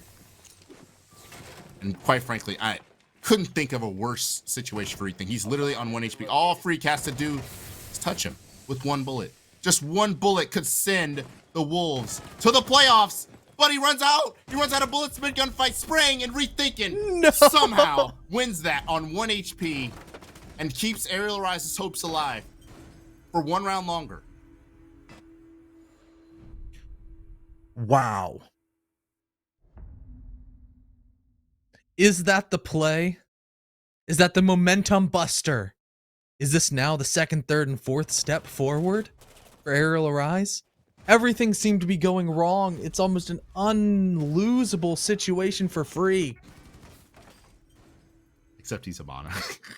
And he just, unfortunately, runs out of gas. Runs out of bullets. I almost wonder if and the shotgun from range. All he had to, if he had thrown that flashbang a little bit better, he could have had he hit, You could just hit him with it. had he hit him with the flashbang, he would have killed him. Because he knew where he was. He knew he was behind the bar. It seemed a little bit rushed, and the fat finger onto the vault was just so unfortunately timed. Actually, I don't even think that was a fat finger. I think just really bad timing. As most of the time, if somebody's crouched behind that bar, if you hop on the pool table, you can see a little bit of their head. But as soon as he went for that, you know, there's the change all around.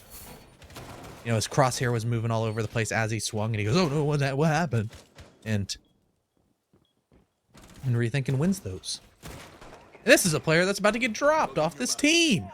No, they just can't re-sign him. His contract's too big. He's too expensive, man. He's too expensive. Rethinka's got that $50 million Oculus contract. They offloaded to ARIAL Rise, and now they don't want to keep it. Just gonna release him. Poor Rusty can't afford it. So that's unfortunate. Man, Attackers must locate and defuse a bomb. you know what's just crazy? I feel like a freak had just pulled out the bearing and just sprayed like Boys in the Hood style. Attackers have dropped Yeah. Just brrrr. Just He just held it sideways and let the he held it sideways and let the recoil go from right to left instead of up and down. It would have just sprayed across the bar at perfect horizontal. He would have killed him. But Yeah. here we are. We're still playing. We're still playing the series. Get apps. We're on the tertiary bomb site, feel like I'm however, going so crazy. for ARIAL Rise, if they make it out of this one, if they make it out of dining, they might just be poised for a good old overtime. Where they would get to stick on the defensive side. Which, you know, both teams have struggled on the attacking side and found success on the defense. bomb located by attackers. Air jab alert. I don't know who got air jabbed or why or what. Barring's in the basement. It's a horizontal push. Look at Barring. Have you ever seen this part of the map before? The That's the catacombs. The crypt tunnel. Like Barring. Oh, never mind. I like coming in from here. It's nice and safe. It's my favorite. That's the Crouch Walk Unranked Cookies R6 special. I love that spot. Oh. The amount of times you can just sit there and just kill a Mozzie running around in ranked. I mean, it's just a free entry point. Attackers dropped the diffuser. And Freak's probably wishing he used it because he's going to die first. Reed with the trade. This is just straight up full sight pressure. No vertical play. Nothing fancy. Nothing cute. Rethinking will go down as well. A swing in from pantry there. But did Wimpy hear it? Mohes has the sight regardless. And with Rethinking down, the plant going down as well. This could be the round that dare I say, this is it. Flashbang is going to prevent any chance of that plant being denied. It's the retake to save your season, or the retake to extend your season. If you are the Wolves, a grenade finishing off Valor. This should be it, CDAPS. I think we are going to witness the Wichita Wolves completing the comeback of the century to perhaps go to the playoffs. But I'm going to hold that thought. This is an intense 1-versus-1. CZ has a position advantage as well. He basically has the high ground. He should be able to at least have the positioning to clutch this one up, but no way. Jay wins that. Jay wins that mid-sprint, and the Wolves are going to the playoffs. We were doubting them. We were thrashing them. We were taking their name and dragging it through the mud. We were, CJ. I was. I was too. I gaslit you into changing your prediction. I mean, you were almost right. And I'm sorry. I'm sorry to the Wolves. I apologize profusely because they came out on Villa and they looked as good as their second side of Coastline. They finally figured out the ARIAL Rise playbook, the aggression, where they were coming from, stuff like that, the adjustments on the fly. They were good. And for the Wolves, most of the time, over-engineered, over-complicated, gimmicky. We didn't see that anymore. They simplified down their game. They just stuck to the fundamentals. Their intel game was good. Trade games stronger than ever. They win this game. Look damn good while doing it.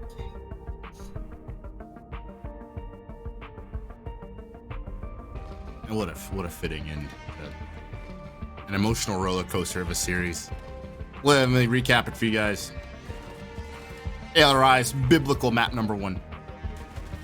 They win 1 million attacks in a row in Oregon. Something you just don't see in this day and age. You don't see ever. There's never a thing. We go to Coastline and the Wolves just They just somehow hang in there. They pull it out. They come back. We get to Villa, and once again, the Wolves were in the driver's seat the whole time, but Arial Rise had a pulse. They fought back. They clawed. They did what they needed to do. But the 1 versus 1, I can't believe that came down to a 1 versus 1. Like, what? I thought, hey, it's wraps. You know? I did indeed. But that's a one. How did that become a 1v1? I don't know. But it did. We got treated to a hell of a best of 3. Both these teams in a rebuilding phase. Both of them in tank mode. You know, Arial Rise offload contracts, whatever. But regardless of what this year pans out for any of the 10 players in this lobby, we were treated to an epic one today. Period. Period, sis. Period.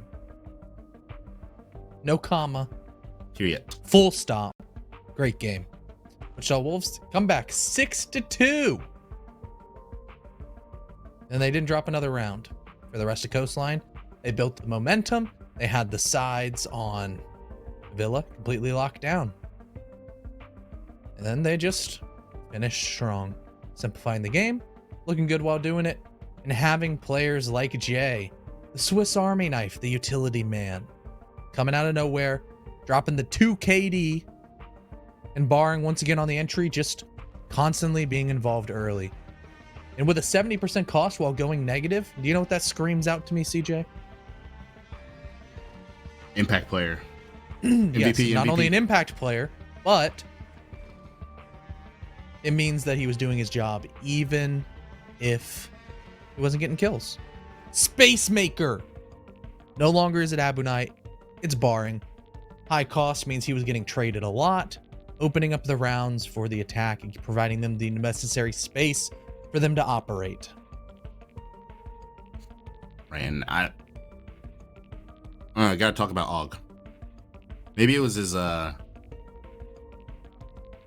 bedtime. Maybe. You think? Is that fair? Maybe. He did fall off the face of the earth, like straight off a cliff, from going nuke to making me want to puke. I don't know. Or Og.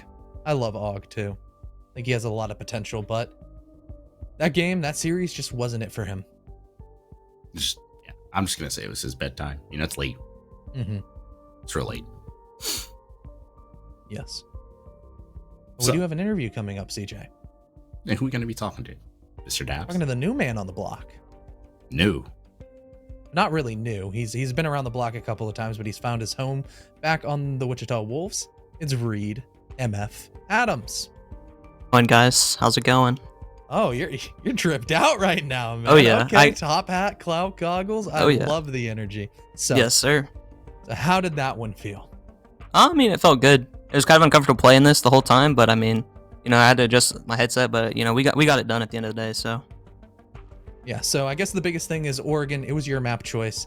Didn't really go your way, so we're just gonna pretend that map never happened. Instead, we're gonna flash forward to map 2, where you guys are down 6-2, and your boy Smitty calls a timeout. How did that really change the dynamic? I mean, you know, at the end of the day, we really just had to dial in because, like, kind of like I was telling you guys last week. I mean, if we don't beat ourselves, like, I know we can win. Like, especially versus, you know, all these like pickup teams and stuff. You know, like, no offense to them, but you know, they're not like exactly the most strategically, you know, like mind-boggling. So we just knew we had to, you know, like lock in and you know, like trade each other, play properly, and we'd get it done. And that's what happened after timeout. So you know. Yeah, I mean, and hey, it worked out. Sure, your early kind of half of that game wasn't good, but everything else looked good, especially your trades like you just highlighted. But now as we go in towards Villa, the momentum, was it a massive factor once again? I mean, the momentum, you know, we kind of like reset, like after every map, and you know, we're supposed to reset, you know, after every round, obviously, but you know, I'd be lying if I said momentum like isn't a thing in games. But you know, we just kind of took it one step at a time. We were just running side, getting a lot of info, making sure our trades were on point, and we handled it on Villa, so that was good. It was proper. Yes, and then once again, one of the big things that we were talking about in the early game was kind of the departure of Callout onto this roster and how much he truly meant to you guys, mainly as an IGL for many, many seasons and iterations of the team. Who necessarily was picking up a lot of slack? Was it more so you or was it more so Jay? Well, to be honest, actually, it's kind of been Mahesi a lot. Obviously, me and Jay are experienced, so we provide a lot of support in that ways. But Mahesi has really stepped up to the plate. In terms of replacing call-outs, like vocality and IGLing and shot calling and that type of thing. So big props to Mahesi for that. Because he's definitely like stepped in to fill that role. Yeah, that's actually really interesting. I wouldn't have expected it out of him, but hey, that's another feather in his cap, not the cap that you're wearing, but into his. And I guess that's about it on my side. Is there anything you want to say to the fans, the org, special shout outs or anything like that? I mean, not really. We just appreciate, the support. Obviously, we're in a rebuilding phase, so, some of our games have been a little bit rough, but we appreciate you guys sticking with us, and yeah, just stay tuned. That's about it. Alrighty, thank you so much. Wonderful interview as always, Reed. I hope you have a really good night, that you're going to sleep well, because you definitely earned it after a long series today. Thank you. You too.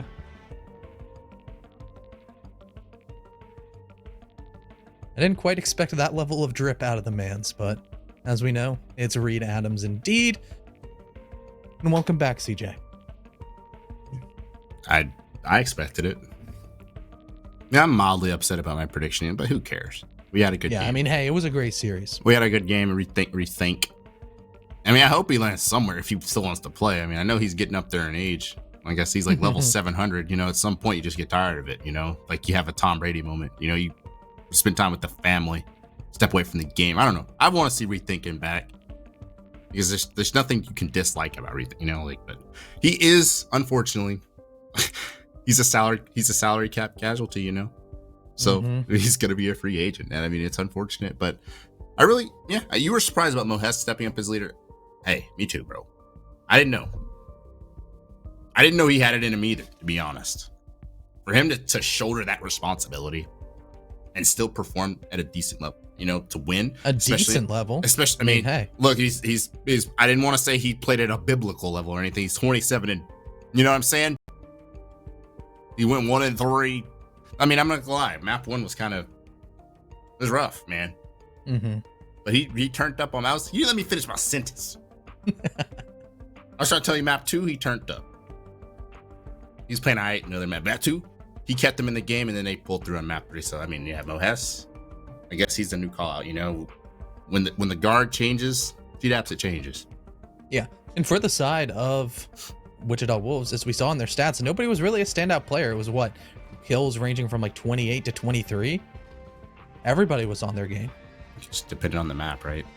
Yeah, it all averaged out. They all had a good series. They took their game to the next level, right, CJ? Yes. What do you think that they were munching on in between maps? Mike and Ike. And only Mike and Ike, nothing else. Maybe a sip of water. Yes. Because as we know, with Mike and Ike, it takes your candy game to the next level, whether it's original fruits like what's on your screen right now, or the Mega Mix, those delicious fruity chewy flavors. They will help you fuel up and power you up to keep you playing at your best. Just like what we're going to see with our sweet play of the day. Let's watch. I'm glad we're watching this one. Let's watch Barney's path. In from the basement, up the stairs, down the stairs. Right? He then ran up white, by the way. He shot an Ash charge before he did this. Gets a double kill on the rappel doing that. Accidental. No, never mind. Not accidentally. No, that was lined up, bro. What do you mean? And then he's calculated. Now he's back on white. Valor stood up. And he should have gotten ace, but he got slammed, unfortunately. Yeah, but he did. It was a nice 4K. This was a nice lineup. And the dude's Mr. Everything. He's Mr. Worldwide. Like he gets, like I said, Barney gets slandered. He does. You see that by people such as Prod. Prod is a big barring slander. Like some of the biggest hater. Thomas hating like crazy. Like when we were casting the I think it was open quals. Just hating. Everybody's hating on barring and FPL Queens. You know what? Y'all wrong. He's balling. He's a baller. And his team's going to the playoffs as we look at They're playing against Chess Club. They got to play against Mr. B and Gunnar. I think they could take it. And Gunnar are You know what they said? You know what Reed said it. Hey, these guys are not strategically prowessed, like we can win if we play our game. And if they play like that, and they don't lay an egg, that's going to be a very fun game. Whoever lucky soul gets to cast. Because it's the only one that, we also have Karn versus Wichita Academy. I guess we figured that out earlier today. I forgot there was a first game today. I'm not going to lie. Yeah. And that game was nothing to me. This game has been, this series, this stream, it's been a long one. Thank you so much to everybody for tuning in for the entire way. once again, we still got a whole lot of Siege left to be played this week. We've got the other 2 decider elimination games, whatever, tomorrow, casted by I don't know. Then we have those first round of playoffs. So there's still a whole lot. Make sure to stay tuned to our socials. Stay tuned to the stream. We come in around the same time every night. It's just like clockwork, baby. And we will be back tomorrow. And have a good night, everybody.